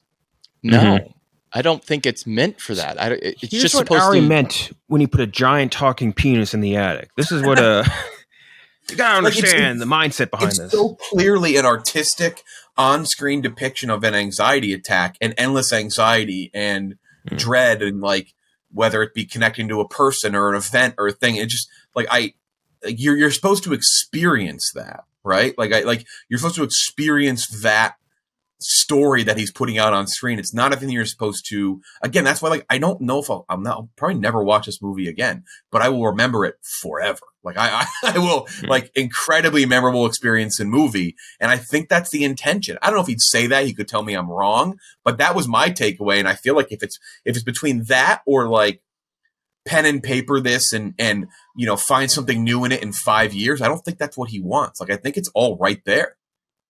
Mm-hmm. It's funny too because we talked a lot about, or at least we've seen a few movies over the last couple of years that have been like serious director heat checks, right? And what I appreciate about this movie compared to a Babylon or a Tenet or whatever is like I don't think that there's any point in the making of this movie where Ari Aster's like, oh, I should switch this to this to make it more entertaining or more understandable. Like he really 100% committed. I am doing what I want to do, and I think people will probably not appreciate it as much in the big sense as much as like a Tenet or a Babylon, but I appreciate him for fully committing. You know what I mean? The other two, like the other ones we've seen over the last few years, it's like, yeah, they're trying to do whatever it is they wanted to do, but like they also very clearly made adjustments to make stuff more digestible or more appealing to a mainstream audience. Like he's just throwing $35 million into the fucking incinerator and saying like, I'm going to give you a big glimpse into my imagination doing whatever the fuck I want. And that's it. If you like it, you like it. Great. If you don't, I don't give a shit. And I just appreciate him. Ari Aster went full send. I appreciate that. He'll never get to make a thing like this again. You think anyone will ever give him this amount of money to make a movie? No one should be. It's just crazy. We should make the YouTube caption for this episode, Gooch. Just like us, just like soy face. Ari Aster went full send. Like make that the YouTube video. It's by hey Photoshop. I'm drinking a thing of Prime. Yeah. Jesus, dude. Yeah. What else can we say? What else can we say about this? Would you change anything about this movie? Would you change anything? I mean, that's kind of the thing is that like I do think because I would add in. I would have spliced in what the outside world, what the world actually around him is. I think that I think it would have made it more enjoyable, at least for me. But yeah, I can see that adding some sort of context and making it feel a little different. I just think there are some of the scenes could have been condensed a little bit, which again is funny because we talked about something earlier. We're like, make it longer. But I think this, like, it could have used for some of the scenes and like the segments, I guess, to be kind of just a little. Because like I found myself in a couple moments, like again, pulling myself out where I'm like, all right, I'm not really like, it's not hitting its beat fast enough to keep me like 100% dialed up. But then again, at the same time, it's like, I don't know. I can't sit here and say how awesome and artistic and like fucking bravo this is, and then say I'd change what his vision is. You know? Exactly. Like I'd almost rather it be like, I'd almost rather just accept the 84 than say, okay, now have a little oversight and roll the dice and see how it is. Because I feel like the chances of it being better are probably unlikely because this is what he wanted. By the way, the news just broke, so we can actually talk about it. Tucker Carlson is leaving Fox News, and yes, he is going to be the 5th host of Lights Camera Barstool. Just want to make sure that everyone and everyone knows that. Ari Aster, what do we know about him? He's unbelievable. A sick human. He's un-American, and he thinks that Beau is afraid. Have you seen this? Are giant penises and balls in the American attic? Is that funny to you? The American family is breaking down. This movie is about Beau being afraid of his own mother. What's the deal with that? Everyone's walking around. It's a lawless city. You could tell. This is a sanctuary city. That's what Beau is afraid is living in. Oh, the edits that are going to come out after this. There's so many there's so many meme worthy moments in this. That's why I think this movie will really live on and have a very much a cult status because there's so much stuff that you can pull from this and meme out of it. Like the city, I was like, oh, people are going to pull that. Like the opening scene, people are going to be like, oh, this is average day in New York City. It's just going to be the people running around like stabbing each other. The birthday boy stabman. The birthday boy stabman. Yes. The best. He's the fucking best. Dude, but that scene where he's standing there in the store and watching all of the people funnel into the fucking apartment is so goddamn good. I was just sitting there like my anxiety was building to the goddamn roof. It was so good. They're all just partying in his apartment. Yeah. I forgot this was previously titled Disappointment Boulevard, by the way. That was what it was called from. Because for a second I was like, isn't he doing another one called Disappointment Boulevard? I was like, oh fuck, that's right. They retitled this. Makes sense. Because he was the disappointment, I guess. Like, that's what it's supposed to be. I don't know. Who knows? Yeah, pretty fucking wild movie. Again, like Kendrick said, I'm not sure I'd suggest it to literally anybody. You're laughing. You're laughing. Beau is afraid, and you're laughing. Why is Beau so afraid? Is it the capital gains tax? We're gonna go from this really incredible, over the top, amazing, artistic movie that will make you think forever and never forget the experience to Peter Pan and Wendy next week. Oh, we just got the screeners for it in the mail and Gmail. I don't know if you saw. You did. Probably watch it today. What about Sisu next week?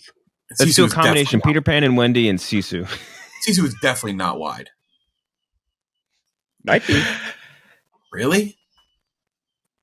I don't know. It's a Lionsgate movie. It's not like it's a small studio. We'll do Sisu at some point. I want to see that wide.